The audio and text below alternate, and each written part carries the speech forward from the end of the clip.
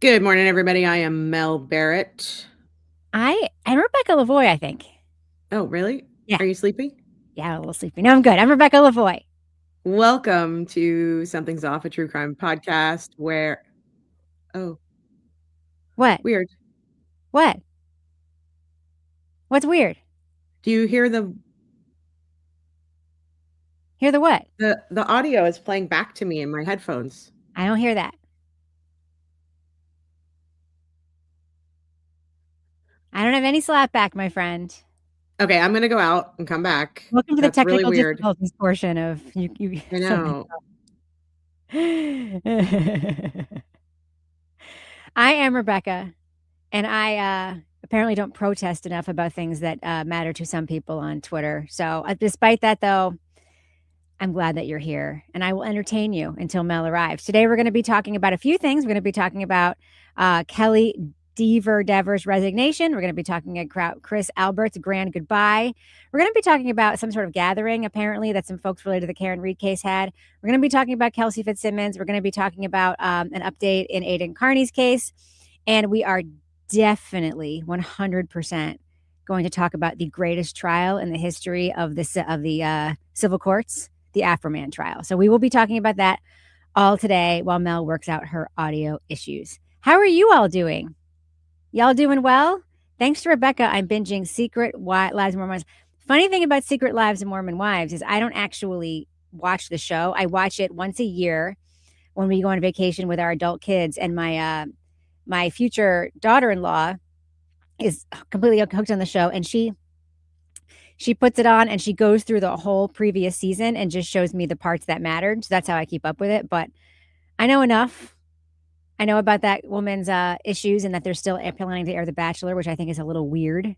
But what I love about Secret Lives of Mormon Wives is that it's like a snake eating its tail piece of media where the show itself is informed by what happens on the show and because of the show.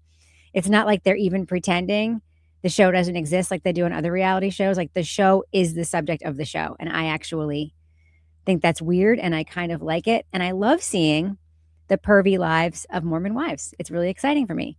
So I'm sorry about the technical difficulties. We always seem to be having that portion of our podcast now. We can't figure out if it's the platform we're using because I use a different platform for my other show and it usually works fine. But we're working it out. Let's see. Us.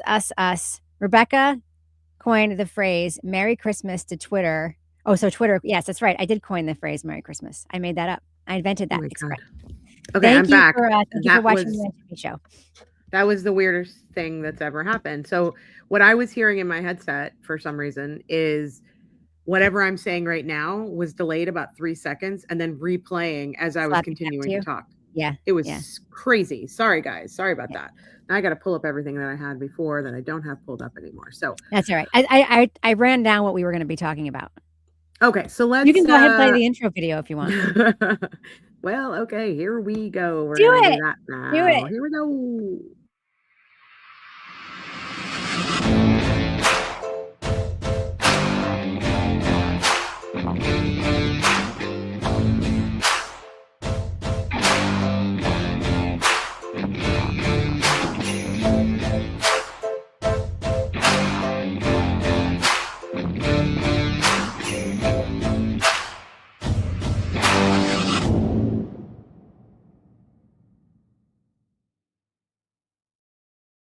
Hanging tough. Maybe that's why I chose that. Maybe I know it's why you chose my dance days. I know that your New Kids on the Block fandom inspired our true crime podcast theme. I'm 100% sure of it. I think it's an earworm that's always in your ear from your dream and never cease eternity leadership days. Yeah, this is the move. This is dream. The hanging tough move. What is the hanging tough move? Yeah.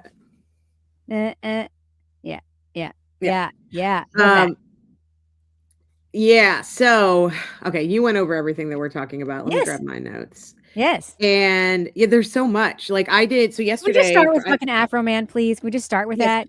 We can, but we have to do some housekeeping stuff because there is some like kind of major housekeeping stuff going on. I did a solo yesterday, and I did what I feel like was a pretty comprehensive recap of Kelsey Fitzsimmons case all the way up to yesterday, including the hearing that happened yesterday, which had some bombshelly moments in it. So we'll talk a little bit.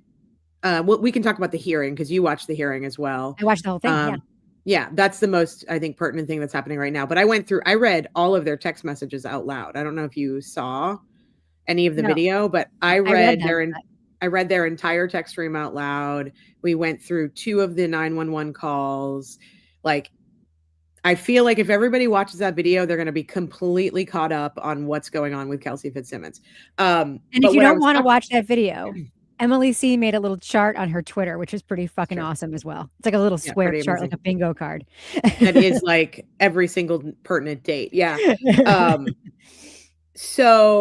But one of the things I talked about in the beginning, and this is something I've been hearing from other creators, I think Defense Diaries, I think Melanie Little may have mentioned it. But I've been talking to Rebecca because in the past like 2 or 3 weeks, our numbers have been taking a kind of a hit, and I've been trying to figure that out. And by numbers, I mean watch hours and, subscribers and things like that. And I've just been trying to like work out why we're plateauing a little bit. And I'm like, maybe it's because of my opinions about Corey Richins. Maybe it's that no one wanted to watch the Corey Richins case. Not really sure.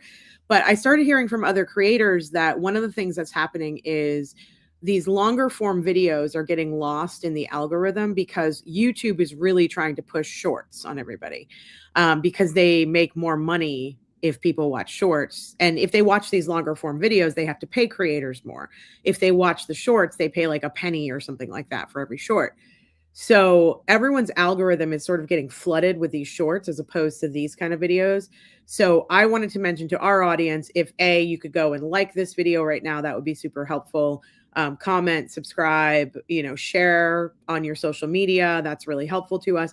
But the other thing that you can do because I don't watch the shorts. I post a lot of shorts because I want to make sure that we have content out there. I watch them. So like you watch the shorts? Okay. I like seeing what people think are the highlights of their shows. Yes, I do.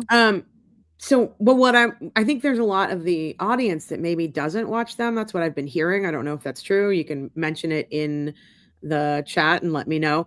If you don't want the shorts to take over your feed, all you have to do is so when the shorts show up on your main page, there's the 3 dots in the upper right corner on every short. Click it, say I'm not interested.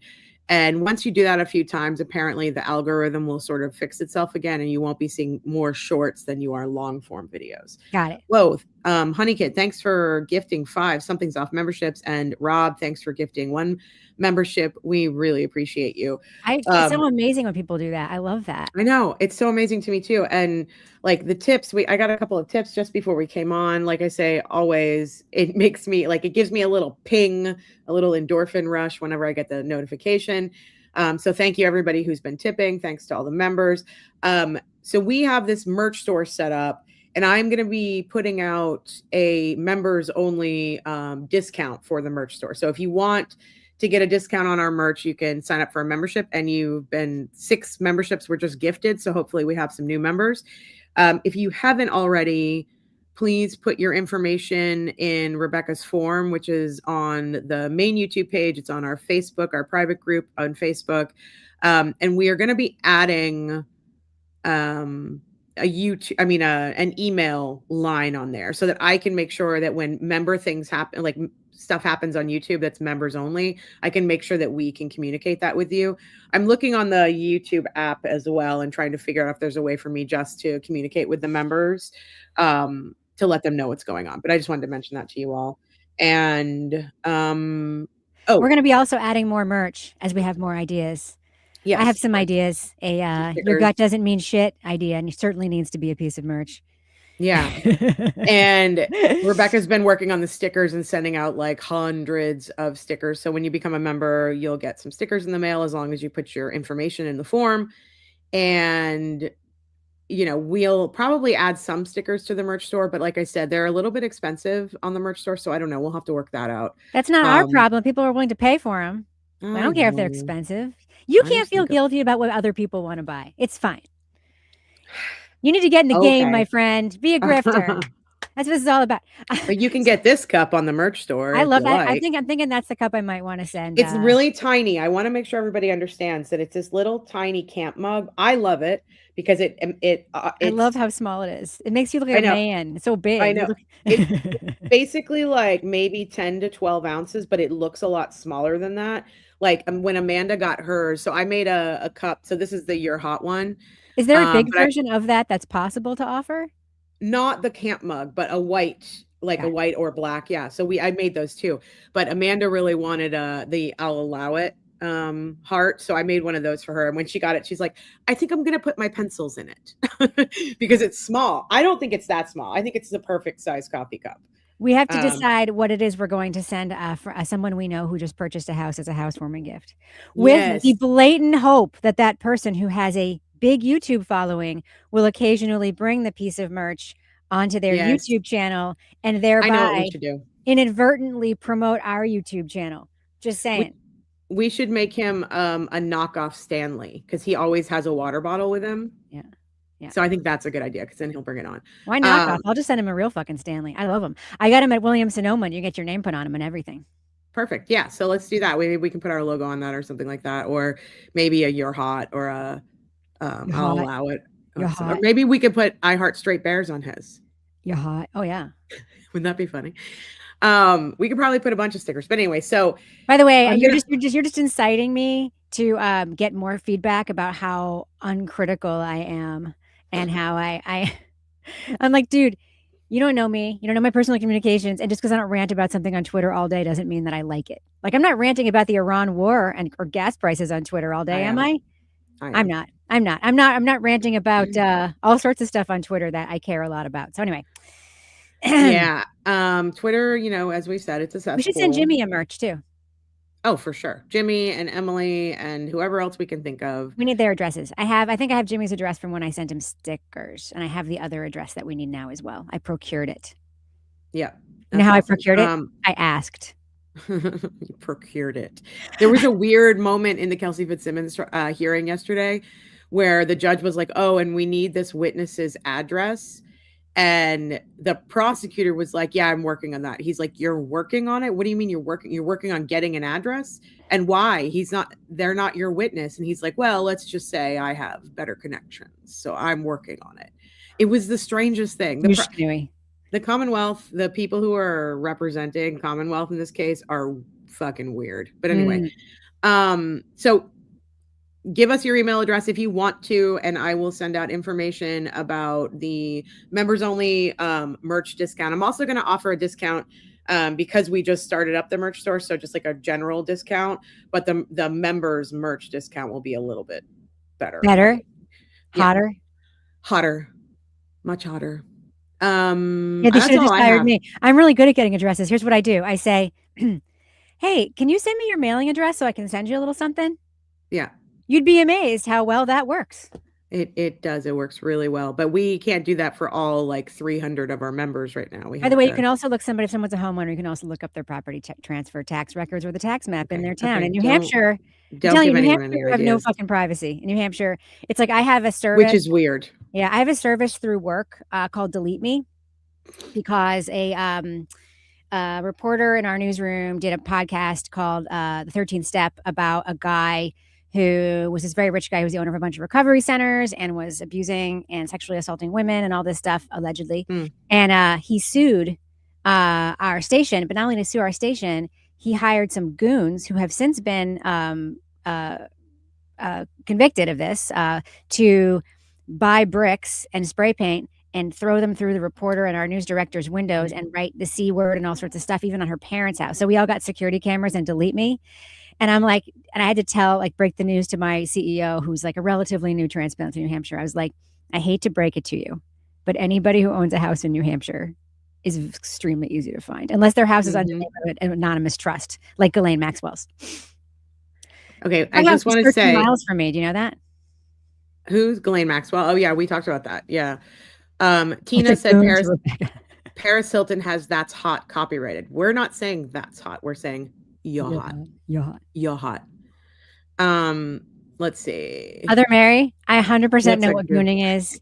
I know. I have boys. I have young men who are my sons who have explained gooning to me in depth. You want to explain it to the audience? They can look it up. It has to do with masturbation while looking at a computer. Or television. Listen, Mary B, we're a little bit older, okay? So when we say goon, it means something different. I do it every mention Ghislaine, Becky. It's my one tie to fame and celebrity. No, I'm just kidding. It was just, you have to understand how weird it was that Ghislaine Maxwell was hiding in Bradford, New Hampshire, which is like weird. It's super weird. Yeah, I live in a part of New Hampshire. It's like right in the middle of the state. It's not it's right next to Concord. So I live in a little town right to the west of it. Bradford is like a little more to the west and a little more north.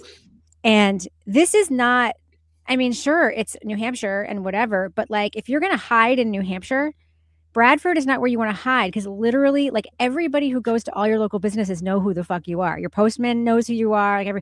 So I granted that's not how she ended up getting caught, but it was really just inevitable that she would walk into Aubuchon or whatever and someone would be like, "Oh, hey, Ms. Maxwell." And that would okay, but first of all, there's no hiding for her, because of who she is and what she looks like, but also where she was hiding was a sprawling mansion in New Hampshire. It was a nice house, yeah. Yeah. So there's no My son was swimming on the lake right by her house the day she was arrested. What's up with all these people saying like New Hampshire is like where they're escaping to New Hampshire into the mountains or whatever? To do with Kelsey Fitzsimmons, because it's allegedly insane. She was fleeing to New Hampshire. You mean to spend the weekend with her parents on the 4th of July? Her father lives. Yeah. As I said to Emily C., weren't you aware that Lake Winnipesaukee is a sanctuary lake? People flee to there all the time. We have refugees from everywhere here in New Hampshire. Aubuchon, Aubuchon's one of our local hardware store brands. Aubuchon. Becky, we have to say, because somebody made a request that only listens to this podcast, they don't watch us, so we have to make sure that we say people's comments. So Becky said, Aubuchon, are we a socks commercial now? Ernie Bach Jr., Bernie and Phil's, Bach Jr., Bob's Discount Furniture. What's the other car dealership in Massachusetts? Ira? No, it begins with an H. Hubert. I don't know. I know Ernie Bach Jr. I know Ira. I know there's so many. Like big car dealers, juggernaut in New Hampshire. Herb Chambers. Herb Chambers. That's what I'm talking about. Yeah. Herb Chambers. I would everything. Have. So Emily C, occasionally she'll like post stuff from around town, and when she was posting the Testify billboards, I was just blown away. I don't even know what I would do if I saw one of those if I was driving around. I would laugh. So crazy. Yeah. You know that Herb Chambers is worth $2.8 billion. Oh yes. I so funny. Ernie Bach, when Turtleboy ever said that Ernie Bach wanted to sponsor a show with him and Karen Reed, like in the Ernie Bach Pavilion, I was like, that is the most Massachusetts shit you could possibly do. I would say nobody outside of New England knows who Ernie Bach is. The most Massachusetts news, like the most Boston news I saw all week, was a video of the absolute brawl between thousands of people in downtown Boston on St. Patrick's Day. Everyone was like dressed in green. Their faces were smeared with green. There was green beer everywhere. And then there was also the picture of Yuri Buchanan in his state trooper uniform, just like turning around. And then one picture of him being like, yeah, St. Patrick. And I'm like, what are you celebrating, dude? You're not. What are you celebrating? He's getting like double overtime for doing detail. That's what he's celebrating. Exactly. Those dudes make bank when they stand outside doing nothing. It's like that's how they end up making hundreds of $1,000s a year. Yeah, that is very, very New England for sure. My husband was the MC of the Manchester, New Hampshire St. Patrick's Day parade for many years, and because he used to be a TV reporter, he's famously Irish. And I went one year, and the funny thing about the Manchester St. Patrick's Day parade is it happens like a week after St. Patrick's Day, because then they can get all the bands and people who are in Boston or Holyoke, Massachusetts, which has the second biggest, where he grew up, has the second. That's where I got married. I got married in Holyoke. Holyoke has the second biggest St. Patrick's Day parade in the country. Anyway, so he used to MC it, and we went one year, and I was with my friend Marianne, and it was so sad. They had the winners of the Manchester Rec League coloring contest got to march. They had the Jazzercise ladies. It was awesome. It was totally awesome. Anyway, I think he misses that gig. I'm sure he does. Speaking of, anyone know what's going on with the read files on YouTube? This is from Dot. I have no idea. I think that I have guesses. My guess, one of my guesses is that after that shit show of a fundraiser where Alan Jackson bounced out and where everybody shut the fundraiser down from being live on their YouTube channels, they started reconfiguring and trying to figure out what they were going to do. But also, I mean, Alan Jackson, I think he is actively, I mean, other than Karen Reed, I think he's got some pretty big cases going on right now. I don't really know. What's your take on it? I think they're putting a bunch of them in the can. I don't think they're going to be doing it streaming. I think they're putting a bunch of them in the can is what I'm guessing. Mm-hmm. And I think they have to vet them very carefully for legal reasons. She isn't, Yes. she's involved in 2 civil litigations. Yes. Wherein something that any one of them says on that podcast could be used to impeach another piece of testimony or deposition or something. I think they just have to be very, very careful. And so even if they're cranking out, even if they have 50 shows in the can, all 50 of those shows need to go through like a lot of legal review before they can post them. That's my guess. I would be shocked if they did it live. They shouldn't. I don't think they would. The only person who should ever do something live during their civil case is AFROMAN, period.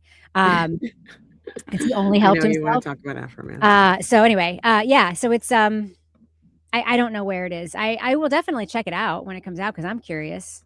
Very curious. Me too. And I do, I actually agree with what Amanda's saying here. Amanda said, yeah, maybe they should wait on that. Not everyone needs to be a YouTuber. I am nervous for that channel. I think that I don't think they need to do it until they're done with litigation. I think they need to make sure it's good. That's one of my concerns is I'm sure that guy, Nick Rocco, is fine. I don't know him. I know who he is, but I don't know him or anything. I've seen him on Court TV because he was actually on a Court TV episode, I think, after I was on. I wasn't on at the same time as him. Yeah. I think that if they are going to do a show, just like I felt the same way about the brothers-in-law dudes, like David Yannetti and Bob Alessi, I think it should be good. And I think that in order for it to be good, you can't just set up a couple of microphones and talk and have somebody who's not like a real host who knows how to guide a conversation and stay within guardrails to do it. So I think that if what I'm hoping that they're doing is making sure that it's good, because we have enough bad podcasts like ours in the world. We don't need. Oh, stop. There are a lot of bad podcasts in the world. I think the Foreheads are a great example of a ill thought through, poorly made, boring podcast where they're trying to make an impact by saying stuff, but it's unwatchable. So Yeah. I'll host it. If anyone's interested in having me, I have some extra time. I'd be happy to host your show. Have any extra time? I'd be happy to. I can always moderate a panel. I can do that. That's true. I'm interviewing when I get back from vacation. I'm doing an onstage interview with Jenny Lawson, the blogess. Mm-hmm. I haven't read her book yet. I have the book. And I'm not going to prep for that at all. I'm going to read the book, make a few notes, do a Google Doc and just do it. And that's my jam. So I will do the Read Files podcast or any podcast like that. I'd love to go on Brothers-in-Law, which if they use that title, I'll be so excited because that was my idea. I have, let's see. Okay. So we're going to go into AFROMAN. Chris, as you know, we have a hat that says your podcast sucks that I would love. Oh my God. I could send those out sometime. We can put those in the store. Crime Writers. I've got Crime Writers on your podcast sucks hats. They're awesome. People love them. AFROMAN. I'm trying to figure out how to segue. Well, let's just talk about it. Okay. So you're going to have to tell us what happened. I'm prepared. But one of the things that I find very interesting about this, 2 things, is this is a defamation case, First Amendment case, sort of. First Amendment case, and I hope that it helps Aiden. That's one of my top points. The other is he's not being sued in any First Amendment defamation cases right now. He's in a criminal case, right? He's in a criminal case for witness intimidation, right? And his defense is First Amendment, but it's not a First Amendment. It's not a defamation case. I understand that. My point is that as part of the defamation case against AFROMAN was, they were civilly suing him because they had emotional distress, which the witnesses in the Karen Reed case are claiming happened to them because of what Aiden did with his First Amendment right. So it is similar, but it's a criminal case versus a civil case. Right? Yes. Do you agree with me on that? Okay. Yeah. Because you look like, I'm not sure I agree with you, but I wanted to make sure. I agree with you. I just always think that I bet they are emotionally distressed. They should be. I don't think They're and that's emotionally the whole thing distressed about because of the their guilt. Can I just give a little bit of the background here? So for those who don't Yep. know, which I Well, would let be me just say one other thing before I'm sorry to interrupt you, but I wanted to bring this up because I know how we both feel about these people. The prosecutors podcast. Did you see what they tweeted? I hate them. What did they tweet? Did you see what they tweeted? No, what did they tweet? They Did said they tweet about AfroMan? Tell me they didn't fucking tweet about AfroMan. they did, and it's really fucked up. And I responded to it, and I hope that the response that I gave made them realize that what they said, but I mean, probably didn't. They probably don't give a shit. I will put it up on the screen so you can read it yourself, and I will read it out. You know, I'm going to respond to them. We have a beef. I have a beef. You should respond. They don't like me, and I don't like them. I just responded to them as well. So the prosecutors podcast, which is very much convinced that Karen Reed is guilty, by the way. They think everybody's guilty. That's okay. This is what they said. The AfroMan story seems like one of those where everyone laughs and high fives AfroMan. And then in 2 years, the Netflix documentary comes out and it's like, oh, that's why they sued him. And I said, but they sued for defamation. So there shouldn't be any other quote, oh, that's why they sued him. Unless you're suggesting they maliciously sued him, which it sounds like that's what they're saying. And I'm trying to understand the logic, also trying to understand how prosecutors would be against the First Amendment. And what bothers me the most about this post is that they're literally suggesting that, well, I won't say literally, they are suggesting that the cops who sued AfroMan for defamation had other reasons to sue him. So that suit was bogus. Like, that's what it sounds like they're saying to me. What does it sound like they're saying to you? Sounds to me like they're saying something else is going to come out about him that's going to paint him as a really bad guy, and we're all going to regret having clapped for him.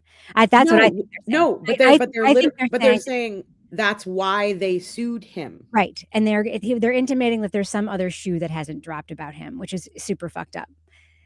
Those guys they suck. They suck. By the way, that guy Brett. I know I've said this in the show before. Brett was nominated to a federal bench position by Donald Trump in his first term. Brett was so unqualified, had never ever tried a case, and was so deeply unqualified that the American Bar Association and every professional legal association came out against his nomination. Even really conservative people who were really into Trump's nominations were like, this is an embarrassing nomination, and he had to withdraw. Good. That is how unqualified this dude was to be a judge or anything. And it's like, if that happened to me, I would go into a hole and die. I would never. But they have no shame. No shame. And they're all about the innocence fraud. They think everything is quote innocence fraud. Innocence fraud is a term made up by people like them and by the Karen Reed folks and by racists to basically claim that anybody claiming actual innocence is actually guilty and they're perpetrating some sort of fraud on the public. And it's like, don't tell me what to believe, motherfucker. Also, that is a fake term that you made up. Nobody's now there are certainly guilty people who claim to be innocent for sure, but they're certainly not how can I commit an innocence fraud this week? They suck. They suck. I just couldn't believe that they tweeted. I mean, I guess I can because of who they are. But I was like, well, but it sounds like what you're saying is that this is a bogus lawsuit. This was a bogus lawsuit to begin with. I just can't wait for the anti-Karen Reed people to come out with whatever reason it is they don't like AfroMan, because they will. Oh, yeah. Anybody that people are. I mean, I can tell you that why they don't like AfroMan. It's because most of them are racist. That's true. A lot of free Karen Reed people are racist too. A lot of free Karen Reed people are racist. I mean, it's like that area. It's because it's friggin' Massachusetts, but. I think that, based on what we're seeing in text messages between all these motherfuckers, they're racist and they're homophobic. So fuck them. I still think they get their rights though. I still think they have a First Amendment right. I think they have a Second Amendment right. I'm just this is insane. But speaking of homophobia, there is an issue around I just give the background on the AfroMan. Absolutely. Let's go. So AfroMan is a rapper and comedian. He had a Grammy nominated music back in the early 2000s, and he's sort of known in the little more niche rap circles, but he's not an unknown. So he's this guy. He lives in Ohio. He, in 2022, the Adams County sheriffs in Ohio, not the Adams County in Colorado, who apparently now has to put out social media posts saying, we're not those guys. They received a tip from a confidential informant. Now, there's a ton of reporting on confidential informants and how police use them that you should definitely check out if you haven't yet, listeners. That he was a drug dealer and had been participated in a kidnapping and all this stuff. So on almost no information except for this confidential informant, they then raided his house, full on raid, long rifles, long guns. It's on video. The whole thing. He captured that raid on his home video surveillance system in multiple cameras, and his wife at the time, they're divorced now, took a bunch of videos of them as well. He wasn't home. His wife and daughter were home. They came in, they busted down his door, they broke his gate, they went into his house, they ransacked his house, they went into his safes. His wife had to give him the combination of the safes. They pointed guns in the faces of his wife and daughter. Okay. Yeah. So they found nothing. That should be noted. And they took $5,000, which he then had to go get, but it was miscounted. And he went to get it. He brought his lawyer and a news crew, which also came up in the case. Anyway, so he says the $5,000, by the way, was he had just performed at Red Rocks with Snoop Dogg and a bunch of other rappers, and he got paid in cash, $5,000 that was in his jacket pocket, and that's the money that they took. You know why he's famous before this, though, right? From being a rapper and comedian. From the viral song that's always used on TikTok, Because I Got High. Oh, yeah. Okay. Just want to make sure. And that was in his testimony, which I found hilarious. Yes. And then he made another viral TikTok song, Lemon Pound Cake, as a result of that.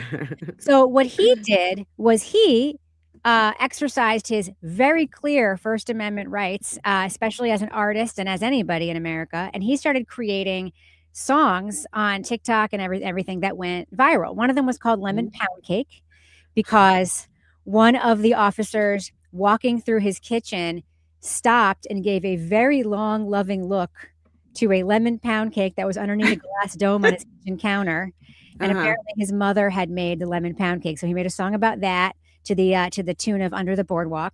He's very Auntie Deb, Jimmy. Totally. Yeah. And then he made an incredible. We can play some of these videos if you want. I don't want to get copyright struck, so I wouldn't play them. Okay. Then he did an incredible song called Will You Help Me Repair My Door? He made a song called Lick 'em Low, Lisa. Which was a 13-minute video that they played the entirety of in court. While she cried on the stand. Where he has this woman, and he had a woman playing her in his video who was basically giving simulated oral sex to a bunch of women. Lick 'em low pizza, lick 'em like a pizza, eat 'em like a pizza. Anyway, so these deputies and sheriff's department officers sued him. They sued him for $3.9 million in damages. Insane. And their suit actually revolved around a few different things. It was one of these defamation suits that they use commerce to wage it. So basically it's you're making money using my likeness and defaming me. So I'm suing you because of that. So that's actually how Donald Trump went after CBS after the Kamala Harris interview cut. He didn't go after CBS for defamation. He went after them for the commerce or clause of one of the commerce rules in Texas. So basically that's a whole sideways way of doing defamation. That's not necessarily pure defamation. So that's what they did. So trial just happened. It was a 3-day trial. Happened Monday, Tuesday, and Wednesday this week. And thank you, Charlie. You've said I like you, Rebecca, so many times. And if that's true, I really appreciate it. We had testimony in this trial from the sheriff's department officers and former officers. Okay.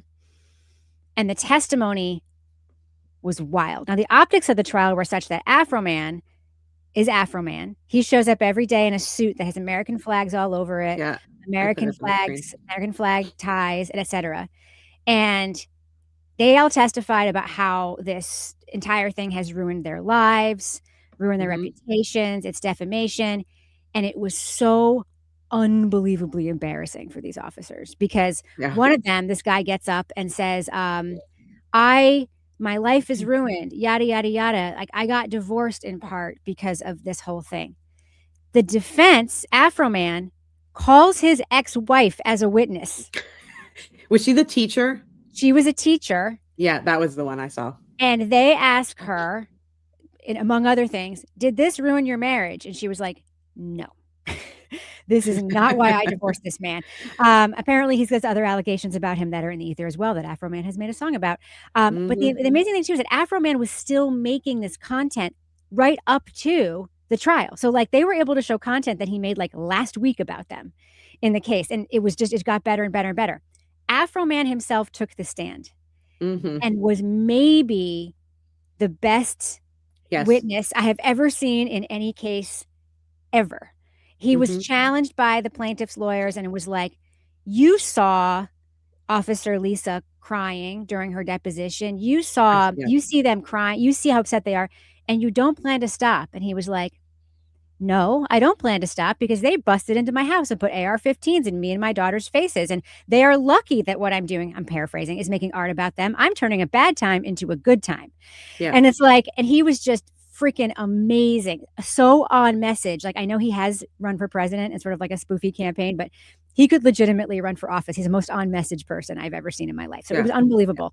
But when the teacher was on the stand, Officer Sean, I think's wife,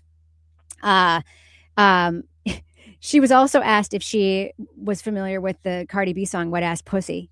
On the stand. Like, this trial was amazing. It was incredible. It was incredible. And she was like, I have.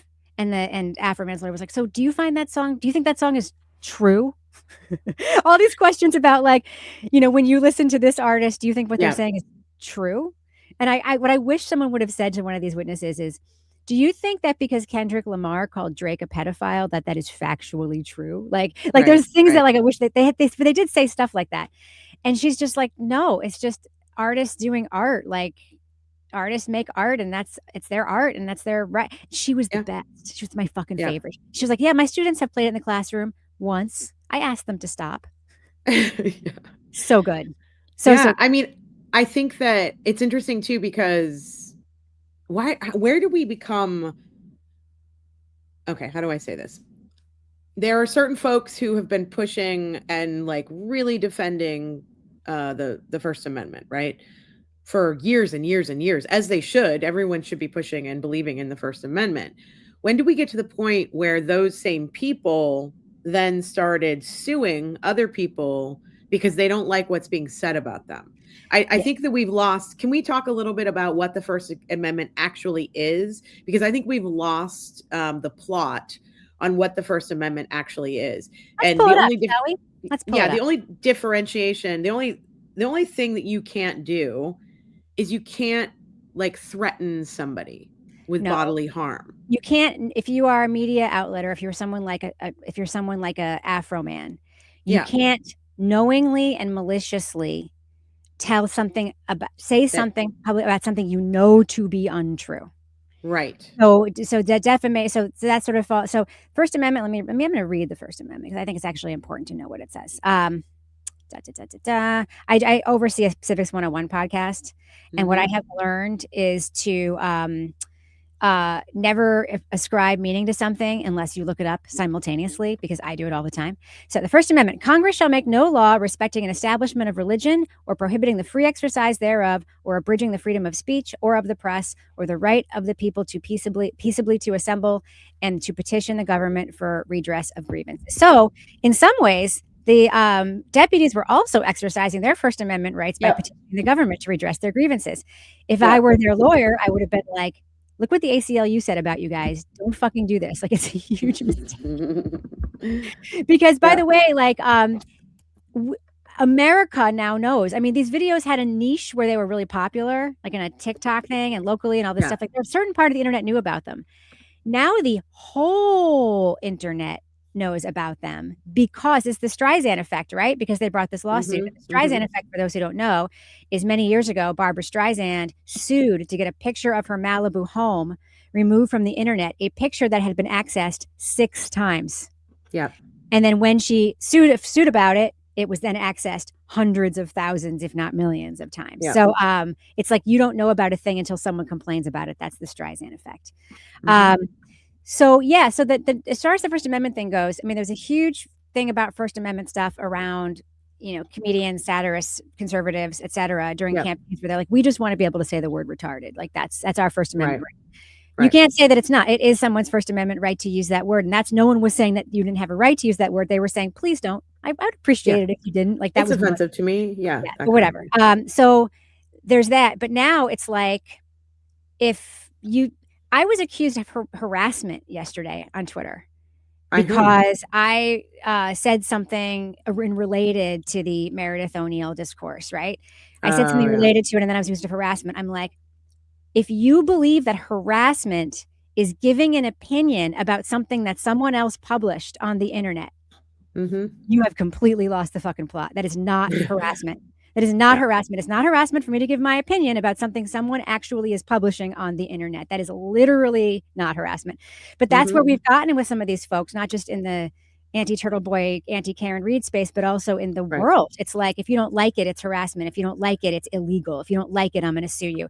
It's pretty wild. And that's what this case was all about. And the jury, by the way, took 3 hours to come back and decline all of the claims made by the plaintiffs and the judge had to read it with his sourpuss on, because he clearly was kind of pro cop in this case, or he seemed to be. I mean, he was a little weird toward the plaintiff's lawyer, toward AFROMAN's lawyer. AFROMAN's lawyer, of course, was also sort of an odd guy. Really enjoyed him. The beard. Yeah. But anyway, it was a crazy, hey, JFK, it was a crazy, crazy case. And I think that anybody who has not watched clips from the AFROMAN trial should 100% go online, look it up, read everything you can read, and then watch every single one of his fucking music videos. Give him the clicks. Do we know what the financial what was the financial amount, or like that he's going to win? He's not going to win anything. He didn't countersue. Oh, because he was the defendant. He was the defendant. Yeah. And what was weird was in the closing arguments, the plaintiff's lawyer said the weirdest thing in the closing arguments. He said, first of all, the plaintiff's attorney for the sheriff's guys told the jury that they'd been selected by God to sit here today. Like, you've been selected by a higher power to be here today, which is such a weird thing to say to a civil jury. And it's such a weird thing to say to a jury anyway. Of course, there is no separation of church and state in court anyway, because they make people swear in a Bible, which is really freaking weird. But he says, I'd like you to render a verdict of money. Yeah. TC Nerd, I don't think Rebecca was ignoring anything. But TC Nerd said Congress shall make no law respecting an establishment of religion or prohibiting the free exercise. Literally the first sentence of it, and that's what I said. Congress shall make no law respecting an establishment of religion or prohibiting the free exercise thereof, or abridging the freedom of speech or of the press, or the right of the people to peaceably assemble and to petition the government for a redress of grievances. I read the whole thing. That's right here. I don't know why. I don't. Rebecca isn't the kind of person that would ignore a whole important clause. Jesus Christ. Anyway, so there is a obviously big First Amendment journalism crossover. A lot of cases like New York Times, B. Sullivan, et cetera. Like, journalism has been sort of on the cutting edge of defending the First Amendment, but so have musicians. Yeah. The AFROMAN's lawyer in his closing argument was talking about artistic rights to make statements about the system, and he was like, "Fuck the police." Yeah, he was like, so back in the day, NWA had a song called "Fuck the Police." I think I'm saying that right. I'm like, oh my god, this is WAP. Fuck the police. The shit that came up in this trial. It was amazing. AFROMAN did countersue. It was dismissed by the judge. That's why I thought I had read that somewhere. Yeah, but there was no claim. There was no countersue claim up for the verdict. So that's why he didn't get any money. And so, so they were asking for millions of dollars. So I need to know what you think about Lick 'em Low Lisa, because he did make this very long parody video where he basically derided Lisa, talked about all her stuff, and then he cast her as a very aggressive lesbian in his video. As a lesbian and a lesbian pop culture commentator, what were your thoughts when you saw that? I know that everyone probably expected me to be offended by it, but I was more offended by the fact that Lick 'em Down Low Lisa was crying because she was so offended at being referred to as a lesbian. So I don't have any issues. Yeah, everybody, yes, I'm gay. Everybody, wait, yes, I'm gay. Rebecca, I don't know if you know this, but I'm also a lick 'em down low Mel. I heard that earlier this morning that you were a lesbian. Yeah, I have to come out every day. It's I'm not really surprised, yeah. difficult some Mhm. days. Yeah, everybody, it's true. I'm a big old gay. Yeah, I mean, it doesn't offend me. You know, I thought it was funny. There was a line in that song that was like something along the lines of like, you broke down my door and then you went down on my spouse or something like that. And I just was like, and the thing is, you know, AFROMAN said that a lot of the stuff that he was writing about was like kind of open community knowledge. And so if they want to, they'd have to prove that it wasn't true in order to win. Like, Yes, or they have to prove that he is. I mean, this is why the commerce stuff is important, right? So I know that the CBS case was a complicated case. It never went to the courts because they ended up yeah. settling. So never, I mean, it never went to trial. But Can you hold on just a second? I just want to sure. address something really quick. Charlie, you're being a little bit obnoxious. I'm going to either ask you to pipe down a little bit or maybe go somewhere else because everyone here is really respectful of other people, especially Rebecca. And so please just stop. Eventually, we're going to have mods and this will be taken care of, but we don't have them right now. Yeah. I know that, oh, sweetie, no, you offered to be a mod. I really appreciate that. I don't, in the middle of this, don't know if I can get that set up, but I would if I could, and we'll talk about it later. Okay, sorry, Rebecca. Oh, no, nothing. I was just curious. I mean, the other thing is that when he had one of the, talk about like the offensive side, he had one of the deputies on the stand who, like in his song, and I think it was the guy is a son of a bitch song. He says that he AFROMAN fucked his wife, and, Yeah. the guy's on the stand, and the AFROMAN's lawyer is like, "So, do you think that's true?" And the guy's like, "I don't know." And he's like, "You don't Yeah. know?" He's like, Right. Are you asking me if I know whether my wife that I've known since she was 13 years old is having sex with?" He's like, "Well, you just said you didn't know if it was true." Don't know. I don't know. I don't know. It was like, it's literally a parody. And even if a parody often has some element of truth, but it's like, anyway. So anyway, it was wild. It was a wild trial. And Well, lick 'em low, unfortunately, Lisa. Lick 'em down low, Lisa. You were saying why you, that you didn't find it offensive. I don't find it offensive. Because I think he's sort of a, what's the word I'm looking for? I keep doing this. I keep losing my words. The way that I think of AFROMAN is he's just making fun of everyone. I don't think that he's a racist. I don't think that he is a homophobe. I don't think anything. I think he was making a funny video of someone who is rumored to be a lesbian who isn't out about that, which is also like, I don't know. I think maybe in the area that they live in might be difficult for her if she is a lesbian to come out, you know, I don't know. I think it's fair game to say what you want as long as it's, you know, there's some basis of truth or fact to it. Or a reason. And, Or a reason. or He was reason. victimized by these people. Yeah, he was also victimized by these people. I So love I don't, that about this, by the way. Can I read it? Oh yeah, of course. Okay, let me just get to it. Da, da, da, da, da, da. Oh my God, you tweeted so much yesterday. I did tweet quite a bit yesterday. Was this a tweet or a reply? It was a retweet.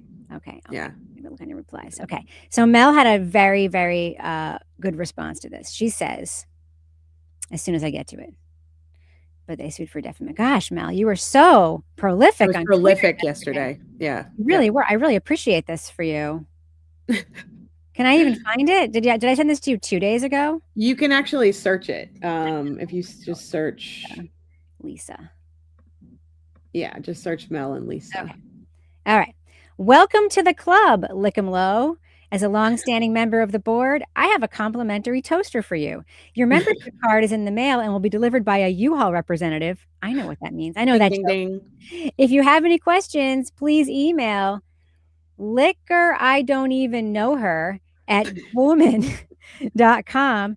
You'll receive a big gay tour of the facilities by Auntie Deb on Tuesday. See you next Tuesday. Haha. XO Mel B. Head Lesbo. Mel at woman.com. G-Woman. G-Women with a Y. Gwomen.com. Hashtag AfroMan. Yeah, I was just like, this is too easy. Like I've got to do all of the stereotypes because I think stereotypes can be funny. I mean, there's truth in stereotypes, and that's what he was doing. He was finding the truth in the stereotypes, and I don't know. I thought it was really funny. I wasn't offended by it at all. I think a lot of people get offended too easily these days. Agreed. And I think gay jokes are funny as long as they're not like malicious, I guess. Like, I don't know. I'll tell you a sort of sappy, sort of funny story about my grandfather who, he was very racist. He grew up in West Virginia My in heart is so warmed already. I know. He was a lovely human being, but he had he grew up in West Virginia right around the Great Depression. And he was punished at a young age for I'm not saying this to make excuses for him. He was punished at a young age when he worked in a diner and he tried to give a black man a cup of coffee out of a white person's cup. And he was beaten almost to death by the manager of the restaurant for doing that. So at the restaurant that he worked at, he was like 11 or 12. There was a back window, a back door like that would open up where the black folks would come to order. And they paid almost triple what the white people paid. So for a cup of coffee, instead of paying 5 cents, they would pay 25 cents or something like that. That's 5 times.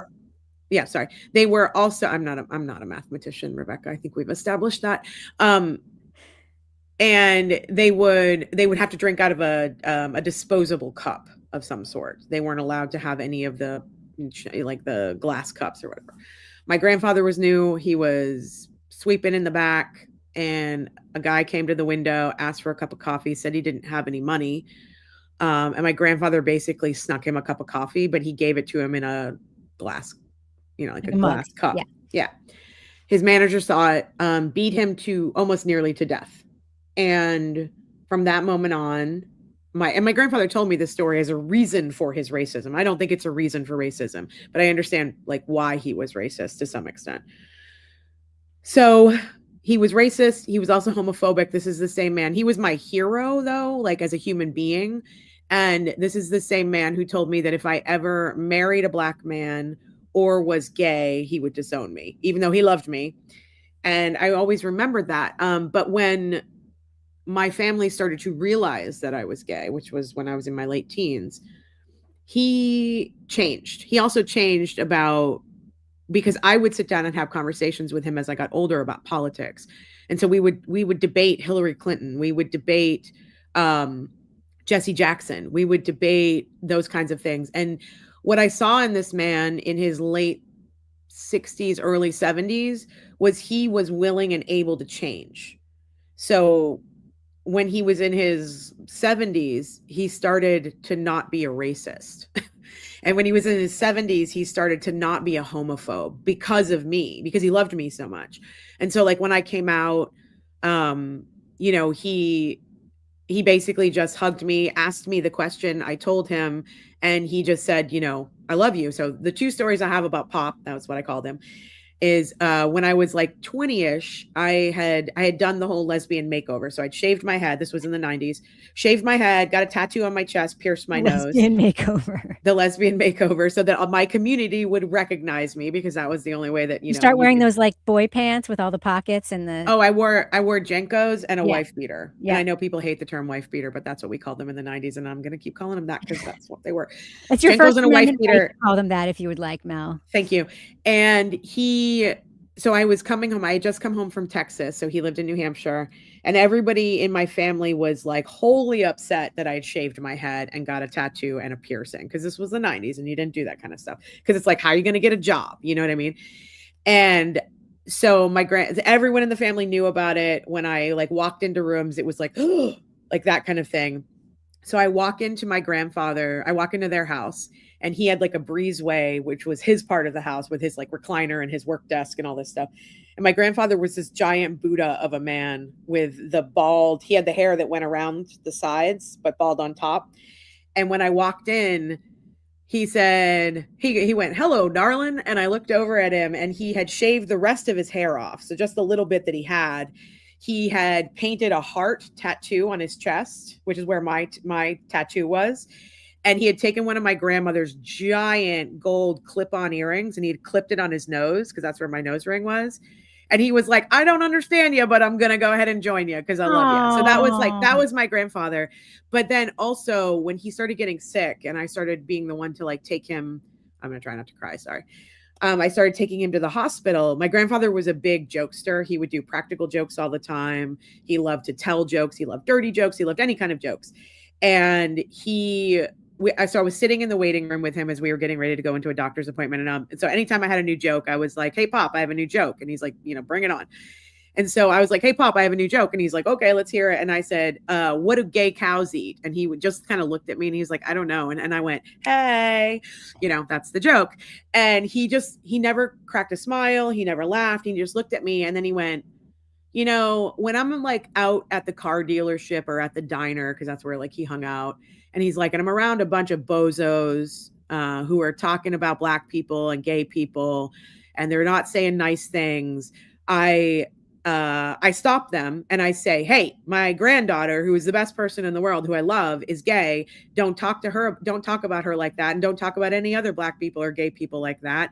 Shut your mouths.'" And he's like, "If I'm saying that to the guys, you shouldn't be telling those jokes about yourself." And I was like, And so it was one of those moments where I'm a big joke person. I love to tell stories. I love jokes. And so I will make gay jokes because, it's part of my community and stuff. Sometimes I feel weird about it. But I didn't feel weird because I felt like if my grandfather saw AFROMAN and saw what he was doing, and saw this woman lick him down low Lisa, that he would realize that her fake sort of, and maybe it wasn't even fake, but her performative outrage and her performative pain was just trying to make a jury feel sorry for her against a Black man. And I think my grandfather would have recognized white lady tears. And I don't think he would have been so upset about that joke and I think he would have loved AFROMAN. I think he would have loved what he was doing. He was a big First Amendment guy. So that's where I come at it. Like if there's a joke that is being told to be really hurtful, then I don't necessarily agree with that. But if there's a joke that's making fun of somebody who's pretending to not be gay or whatever it might be, I don't know. I don't have an issue with that. Sorry, that was a really long rant. There's a spectrum. I just want to throw something up here. I don't want to make the whole show about this. Other Mary B says, "I think for me, you're the kind of person that doesn't define yourself based on orientations, which is how everybody should be for me." So I want to just push back on that a little bit.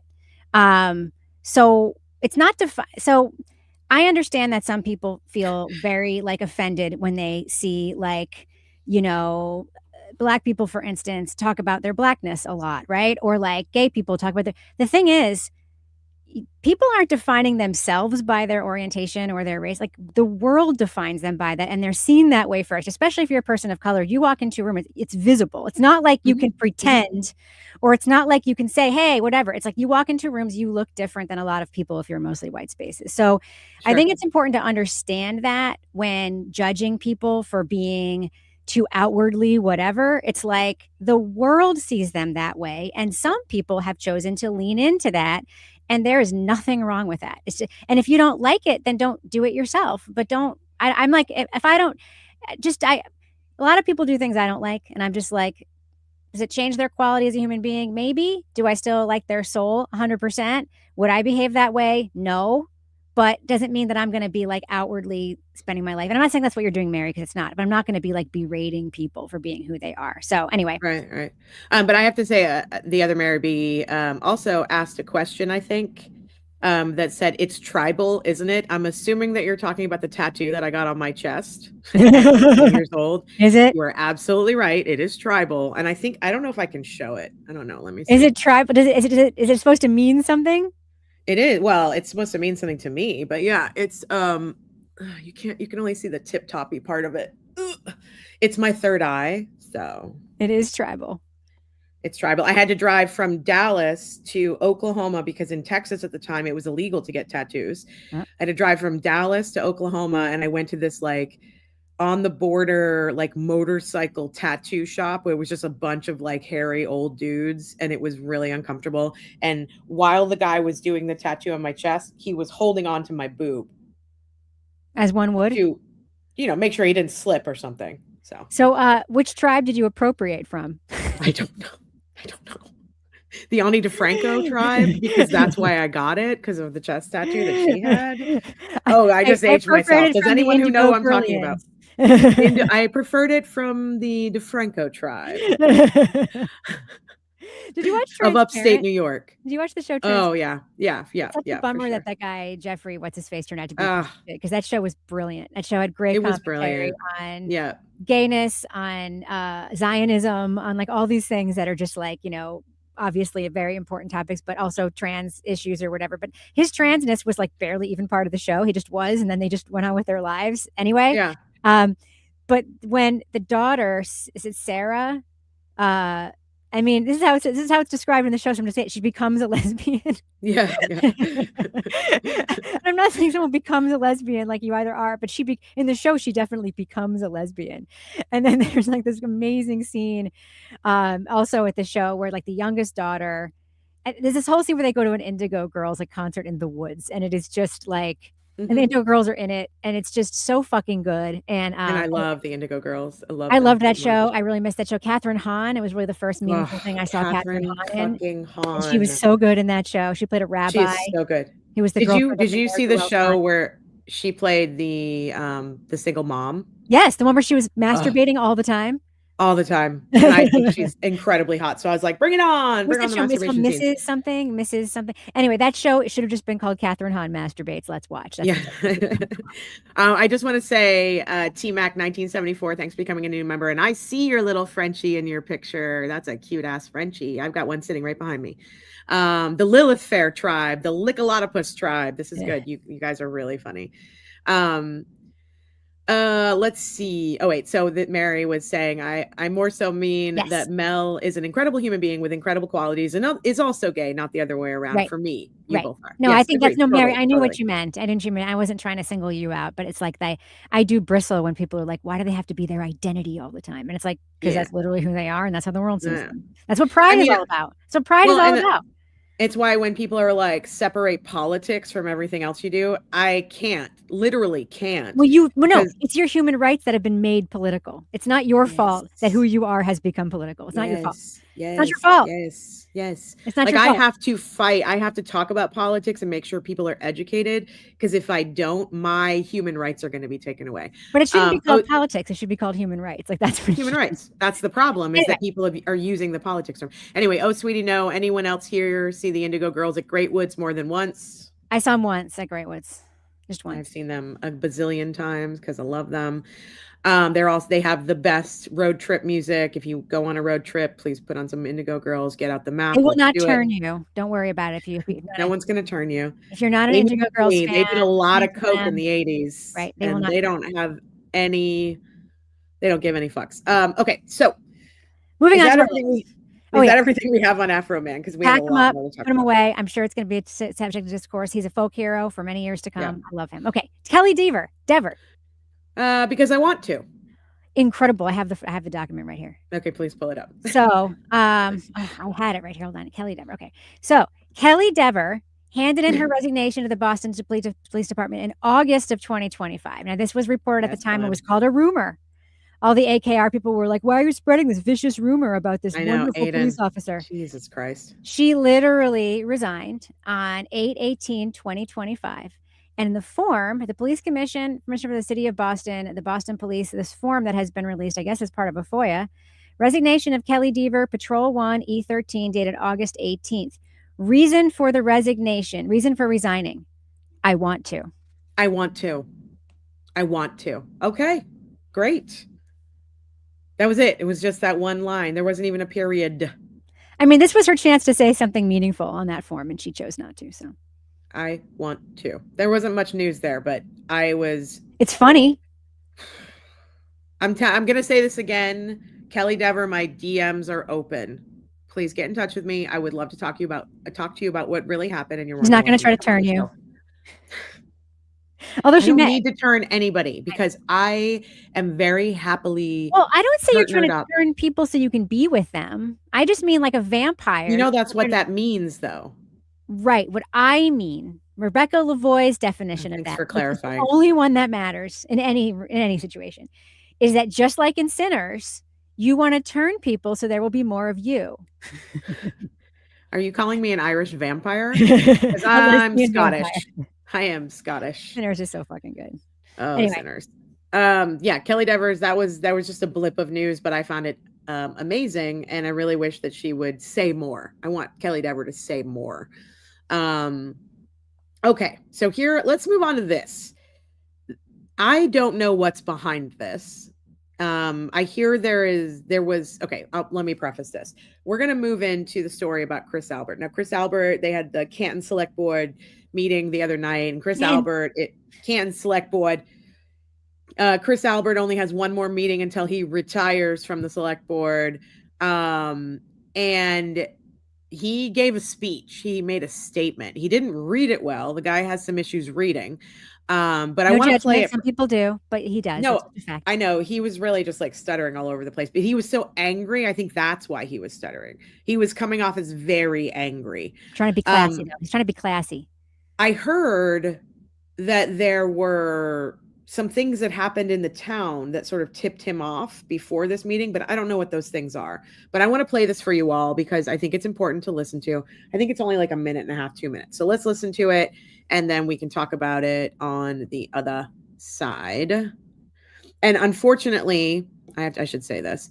The only place I could find this video was, in a hurry anyway, was from the Young Jerks. So that's fine. The Young Jerks are broadcasters who broadcast things. It's fine. I understand. But welcome to divide to Canton. That is not. Okay, let's make this bigger. Okay, here we go. Listen how angry he is. I can't get over it. Could have a couple of minutes to read a small statement. Yes, sir. All right. Well, since this is my second to last meeting, my time is coming to an end as a member of the Canton Board of the Canton Select Board. When I set out and ran for the Select Board, I did so as a resident of Canton who was raised here, chose to raise my family in this great town, and as a business owner who supported the community, I wanted to give back, and it was my time. What I didn't realize when winning this seat and topping the ballot that night was the hurtful and negative attention that this would soon come my way. Within 24 hours of winning, I watched as members of this community, a former Select Board member, current Select Board member, and other members of the community immediately got to work of their goal to take the Select Board back. These were their words, not mine. This is fine, and I support them for that. I guess there was frustration that a community member who was a little bit of a conservative would win a seat in Canton. That irked many. Personally, I never look at Canton politics as having left or right. I always looked at it as having members to do work with in the best interest of Canton. Not to force an ideology down the throats of our community.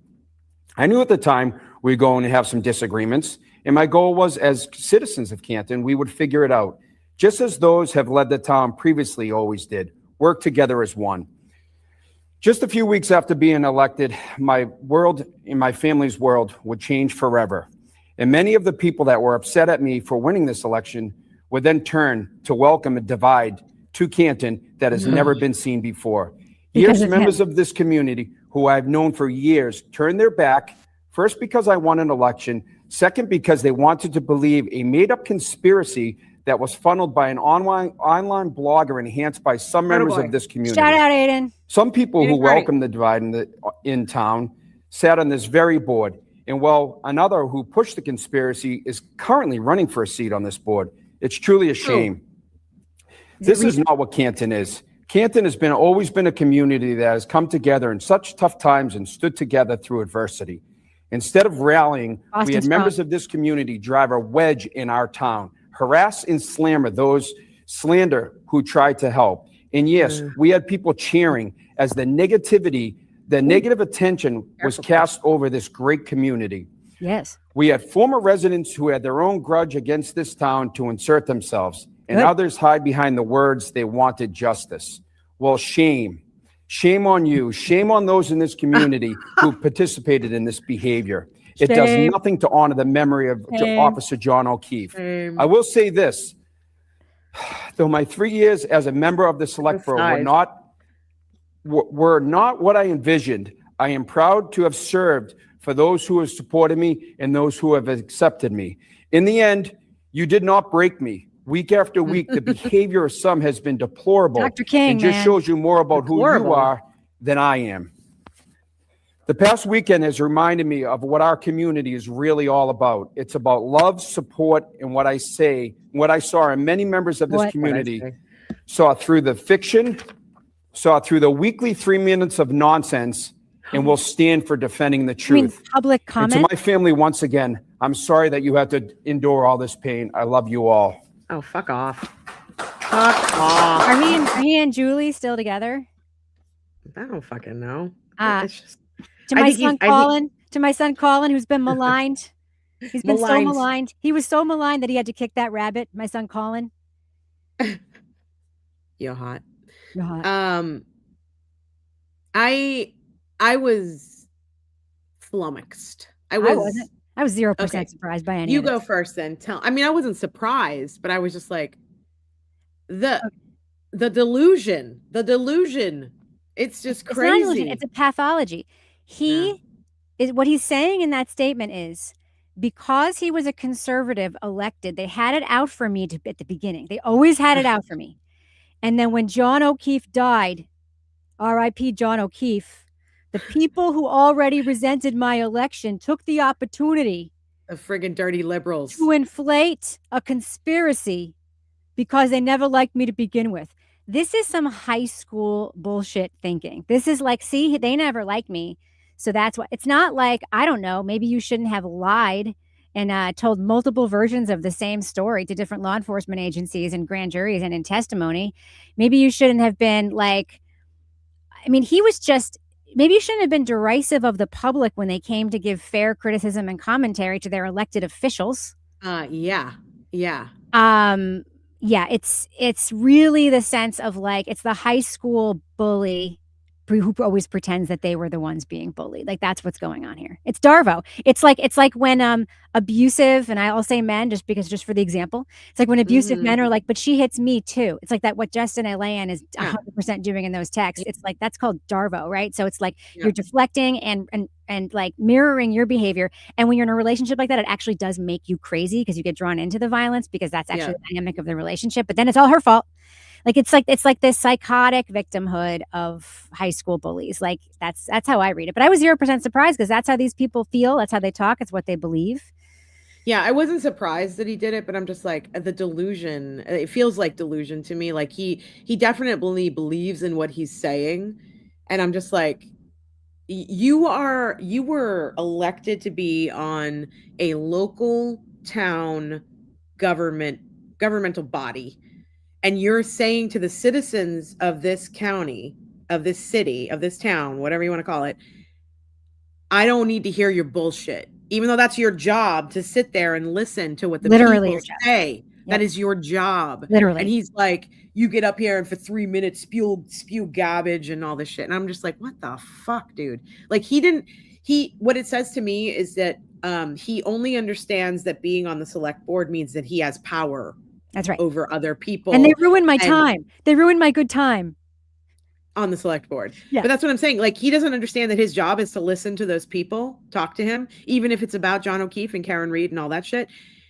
He thinks that he got elected to the select board so he can get, a better deal for his own business. And he can make the rules about taxes, and he can make the rules about street sweeping and, properties and blah, blah, blah. He only got elected. He only wanted to be elected to the select board so that he could be in power. Mm-hmm. He didn't actually understand what his duty is. And it's so synonymous with what's happening right now with our government. That's what it feels like to me.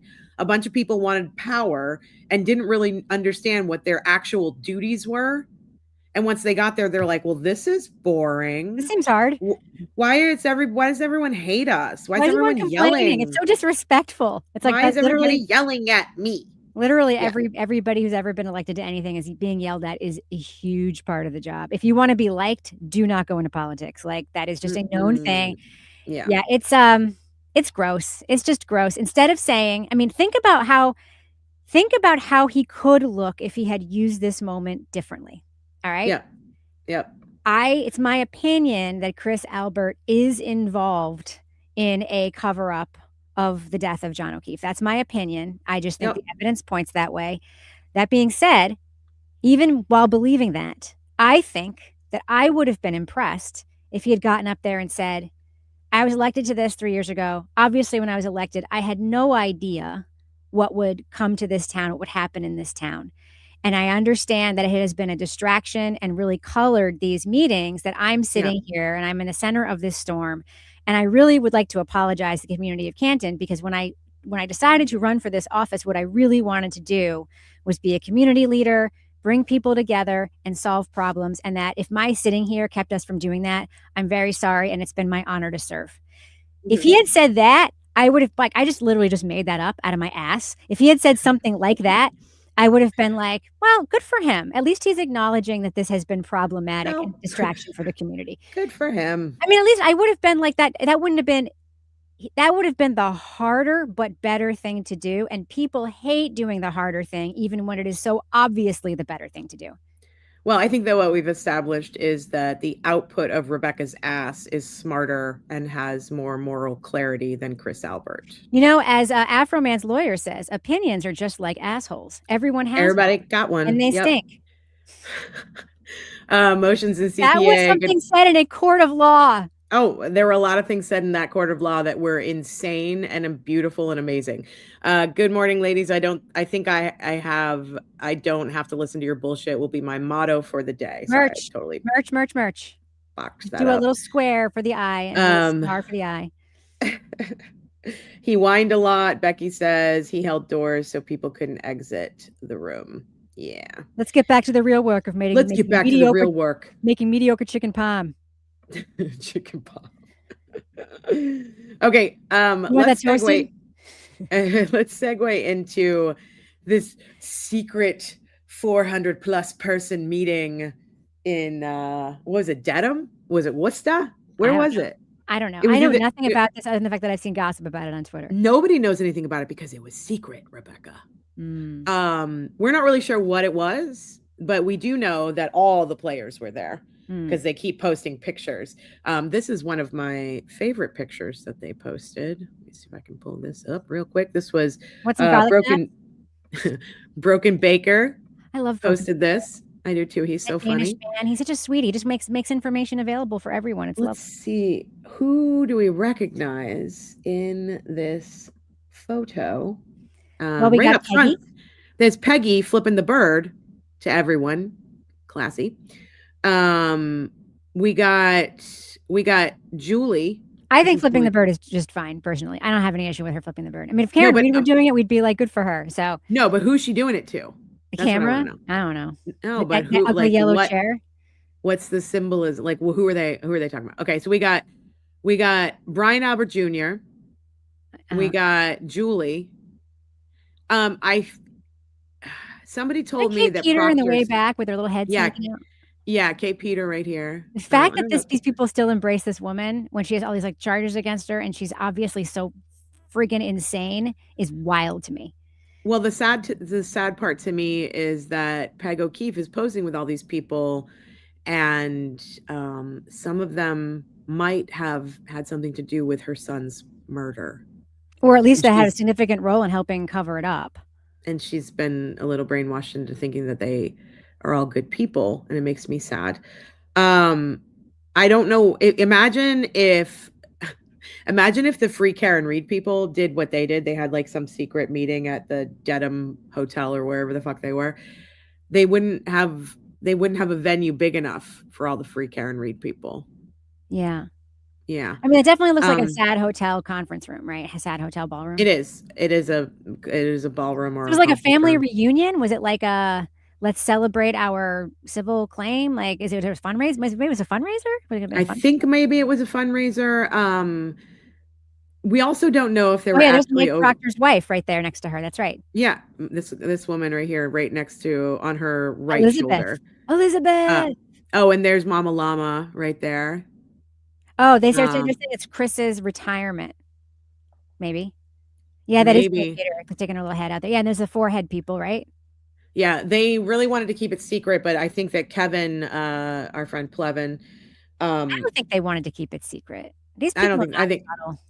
all I know is that Plevin told Loophole Lawyer, and this is alleged, that there was this big 400 plus person party happening. 400 sounds like too many. I don't think that. I bet everybody there was like in this picture. So is that Julie Carpenter? Yeah, Julie Carpenter, Mama Llama, Kate Peter, Proctor's wife, Brian Jr. Maybe they're making content for the Foreheads podcast.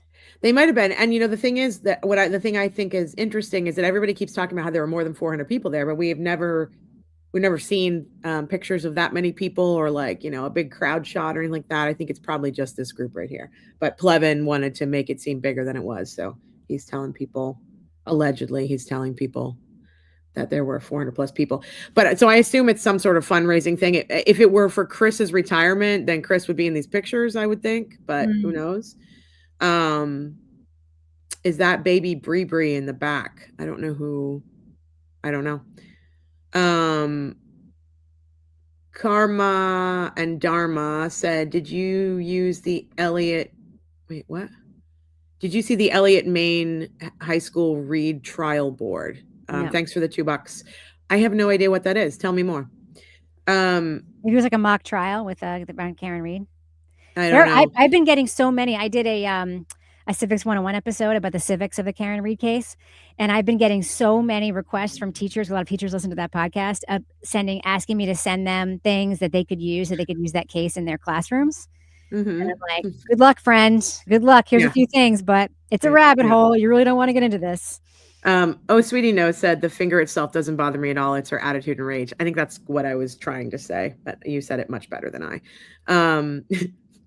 Chastity, I shouldn't be laughing at this. I really shouldn't be laughing at this. But Chastity said KP. What? Her half brow? Oh, is she over tweezed or something? I don't know why it makes me laugh, but it does.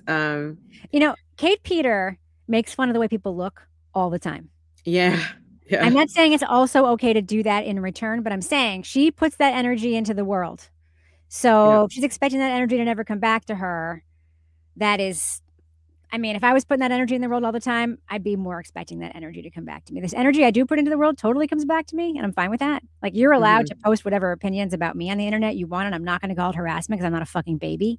Like, and it's also my job. I put my opinions in the world. I expect you to put yours in the world too. Yeah. Sweetie No said, why does Mama Llama look like she's trying to make something catch fire with her eyes? She literally always looks like that. Always. She looks like in the last Matrix movie when Keanu Reeves, who I love, by the way, clearly did not want to train for a bunch of fight scenes. So all of his fight scenes were literally just him doing this. She looks like that all the time. So she looks like she's trying to make something happen with the Force all the time. Yeah. Stop trying to make fires happen, Mama Llama. Stop. Baby Brian, yes. Peg looks, I don't want to say that. I don't think she looks stupid or trashy. She's and to be fair, Janice was saying that she thinks that Peg looks stupid and trashy, being the only one flipping the bird. There's another picture of this group where they're all flipping the bird. So maybe Peg was just, buffering. I'm not sure. I'm just saying, what was that Drew Barrymore movie? You're talking about Firestarter, my friend. Firestarter. That's such a good worst movie. Stephen King book and movie adaptation ever made, besides maybe Cujo. Hey, I love that. Except for Cujo. Is that what you just said? Yeah. Okay. Okay, I think we can move on from this. Firestarter is discount Carrie is what it is. Carrie was so good. I have to say, one of my favorite books about writing is his On Writing book. I'm a huge Stephen King fan. But huge fan of his Proponent of Writing. I love that book. And have you listened to the audio? When I want to be calm and relax, I sit down and I listen to On Writing by Stephen King. I love listening to him narrate anything. Yeah, he's really great. Yeah. His son Joe is super weird. I've seen him a bunch of times in bookstores. He is, and Joe's a good writer. Have you read any of Joe's stuff? Yeah, I have. Yeah. But he's definitely like a little, I watched him. All right, I'm going to tell you a little story. All right, do it. I watched Joe Hill, Stephen King's son, Mm-hmm. shoplift a CD from a store in Portsmouth. Allegedly, or you witnessed it? I'm telling you, we were in Bull Moose Music in downtown Portsmouth, New Hampshire. Moose. Oh, And I love Moose. Kevin was like, look, there's Joe Hill. And I literally watched him looking at CDs and walk out the store holding one. Now, what I know about Joe Hill, he likely was not on purpose shoplifting. He likely was just like, oh, looking at it and then was like, I'm going to leave now, and walked out the door. He certainly can afford a CD. He wasn't trying to be secretive about it. He didn't put it in his coat or anything. He literally just seeing if he could get away with it, holding the CD. And I was like, I just think we saw Stephen King's son shoplift. Cool. I have a little long past on it, which is why I'm comfortable making that allegation, which I am making because I was witness to it with my own 2 eyes. I love the whole family. I think they're all funny and amazing. Thanks for becoming a new member, Danielle. That means a lot to us. We appreciate you. I have her Venmo and Cash App are right there. Send Mel a tip. That's what pays for the show. Wait, did somebody ask about that? No, I'm pimping it. Oh, I'm grifting. Okay, cool. Thanks, Rebecca, for grifting. We embrace the grift because it's how we get paid for. Like yesterday, so I did a 2.5-hour stream, but I spent almost 2 days, like not the entire 2 days, but I did 2 days worth of research and watching video and pulling clips and listening to the audio and taking notes and doing all these things for just so I could tell you guys about the Kelsey Fitzsimmons case. I'm not trying to like make you feel sorry for me. This is my job. But the only way that it is my job is if we do get memberships and tips and that the channel is funded. So I appreciate you all. We do put in a lot of work. So thank you. There was a big article that came out last week about the content creators standing outside Nancy Guthrie's house. And they were like, ghoulish content. The New York, wait, can we just say that came from the New York Post?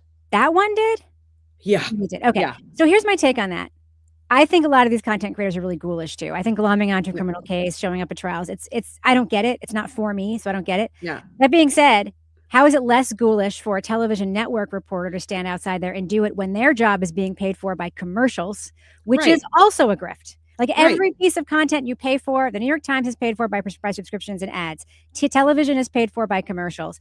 I think that if you like something, I think the expectation that people should be doing it for free is a tough one because I don't know. I support the content creators that I support everybody who is trying to like.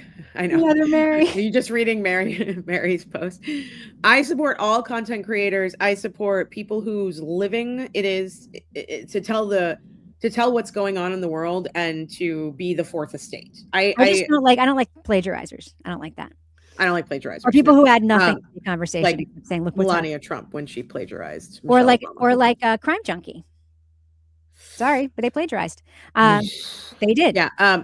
I know they did. I know. It's tough because you really want to like them and you really want to believe that they're good people because that's what they sell.